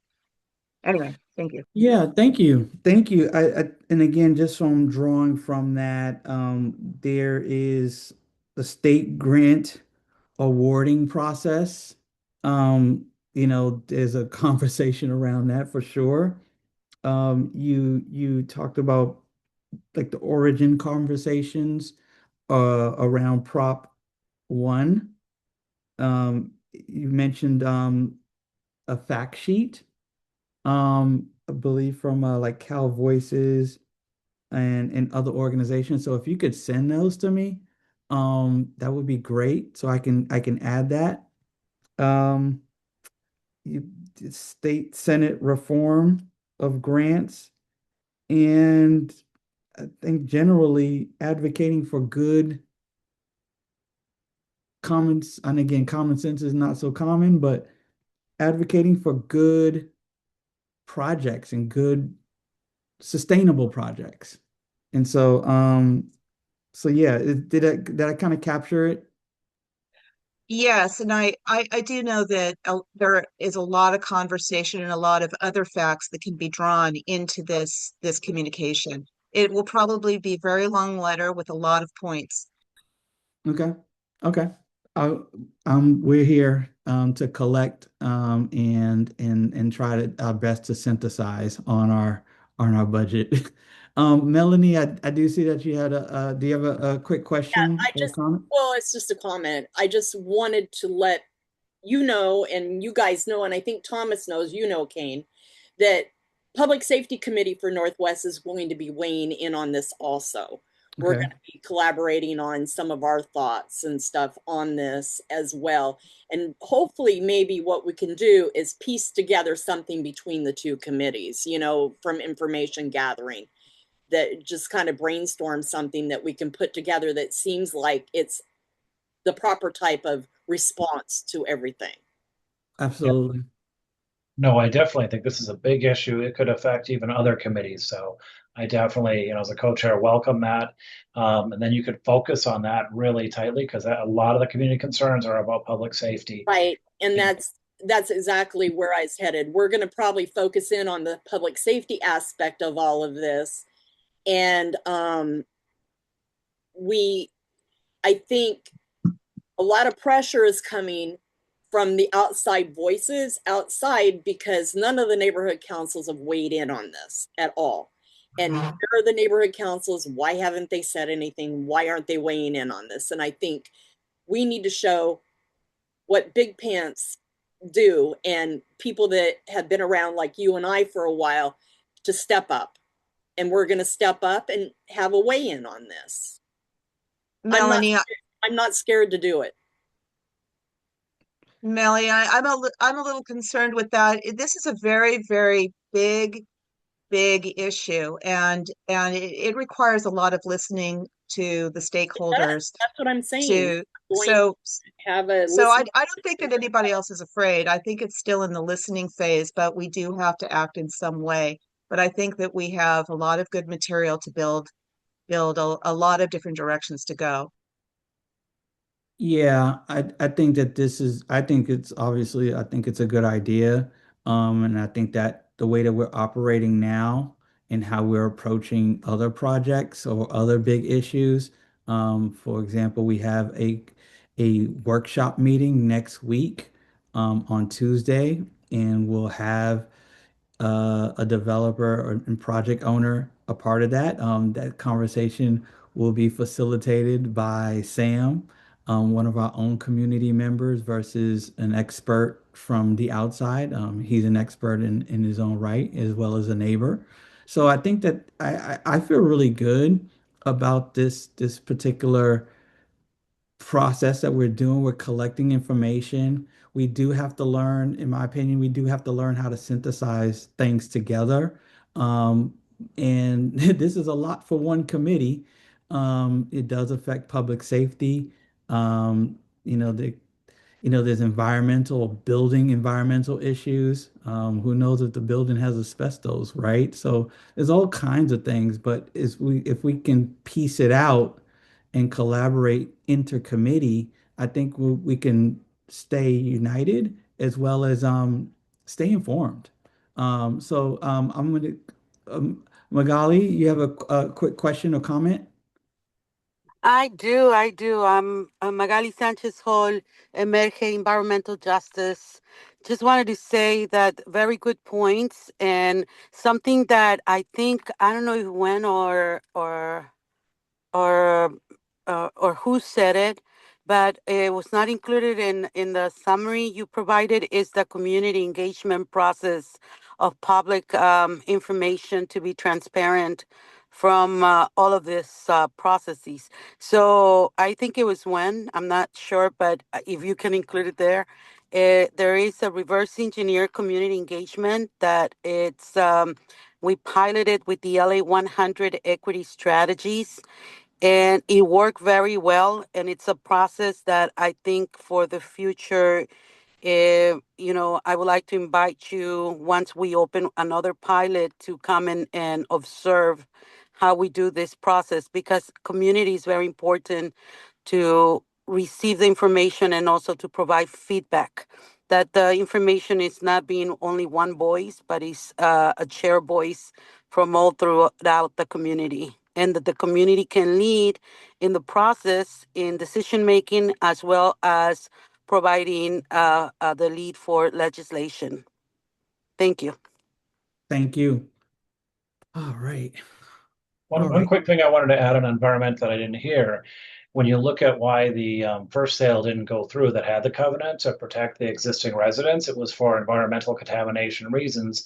I've yet to see that environmental issue, a known issue that resulted in the current owner having the property, has been remediated to the safety of the community. So, whether it's our environmental committee or others, I think that's a third committee I had in mind that could be analyzing this, as we're in just the analysis phase, right? Trying to continue to listen to stakeholders about a very large number of very real concerns for San Pedro. Yeah. All right. Okay. And we're gonna get to the last part of the meeting. And I know we're approaching 8:30. So thank you all. But this has been I think it's been really productive. Sorry, I don't want to. We've talked about traffic concerns through the topics, through John S. Gibson project, possible traffic issues with a facility on Western. We already are aware of the concerns and the closures, Vincent Thomas Bridge, um, and things of that nature. And so um, this particular committee and other committees have been vocal about traffic. It's a galvanizing concern. And so our common thread will be looking to ameliorate or make better the traffic conditions in the near future. And that's one of the reasons why we wanted to have for item 3C some sort of community engagement workshop. There's been a lot of frustration in the community when project owners they say they're going to do something, they get approval, and then we don't hear from them. Um, we write letters, we speak up, we make public comments, but sometimes on many different topics, whether it be artificial grass or turf at West Harbor or other, topics that are passionate that community members are passionate. We seem to not be able to record our progress, as well as have any leverage. And that being said, this committee, we have a really great committee. Thank you all for being on it.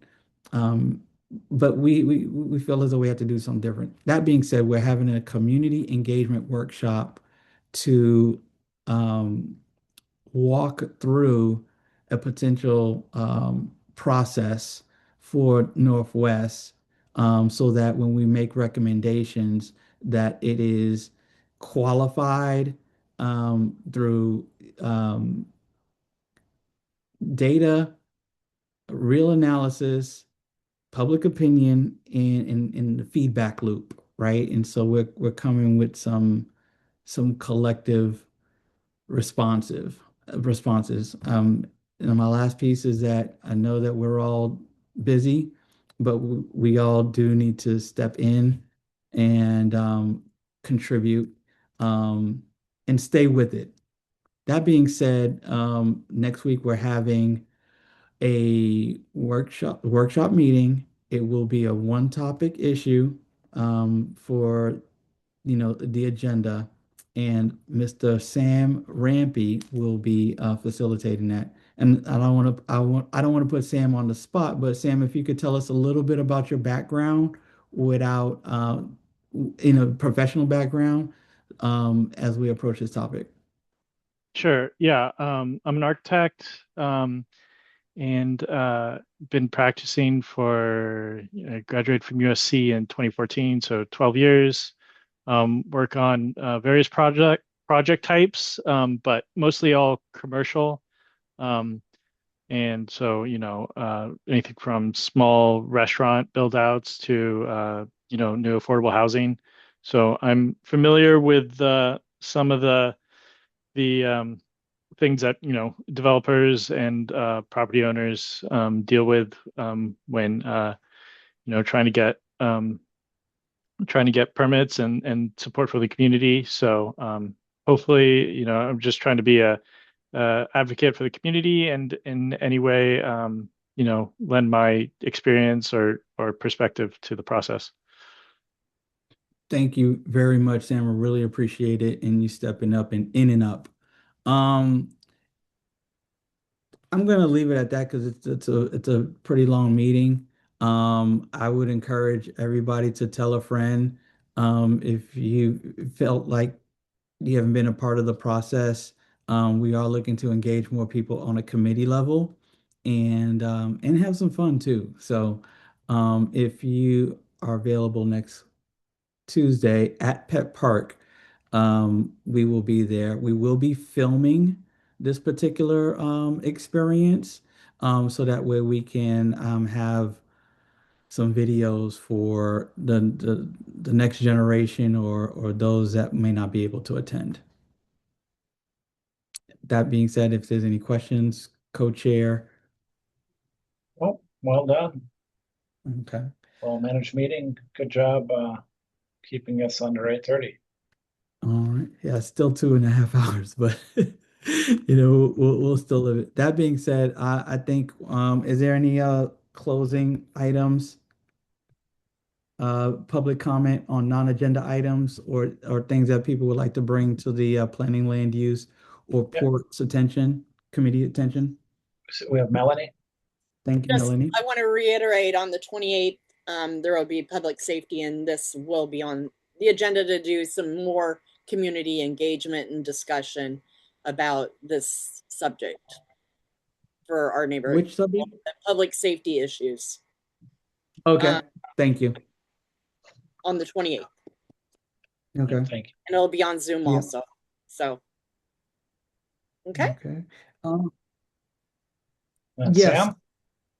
Sam? Yeah, I just wanted to let everyone know I'm still tracking this, zoning update for the San Pedro zoning code.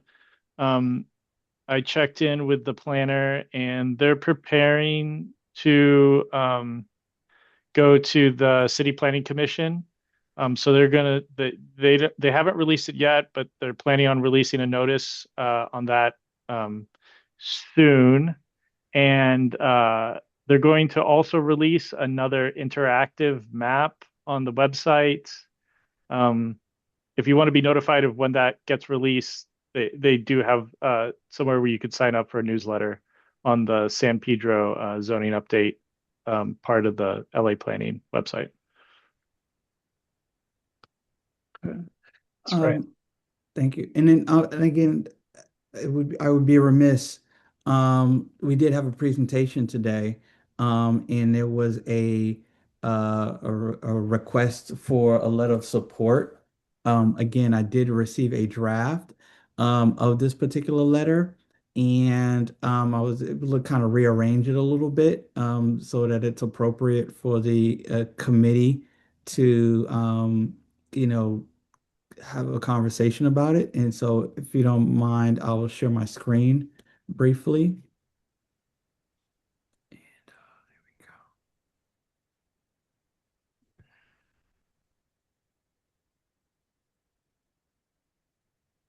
Oh, let's see if that's the right one. Okay. There we go. Okay. So I was able to take parts of it, but ultimately I'll read it for consideration for this committee. Mike Tunney and the project team presented and proposed the John S. Gibson parking lot project to the Planning Land Use and Port Committee and expressed a willingness to collaborate with the committee and community. Based on the information presented, the committee recognizes that the project may provide potential benefits, including improved truck staging, reduced queuing and idling in nearby neighborhoods, support for port-related maritime operations, productive reuse of an underutilized site, and drought-tolerant California native landscaping. The committee supports is based on continued collaboration with the neighborhood council, community stakeholders, city departments, and port representatives to address traffic, truck route routing, safety, lighting, noise, security, and environmental impacts, emergency access, and ongoing accountability.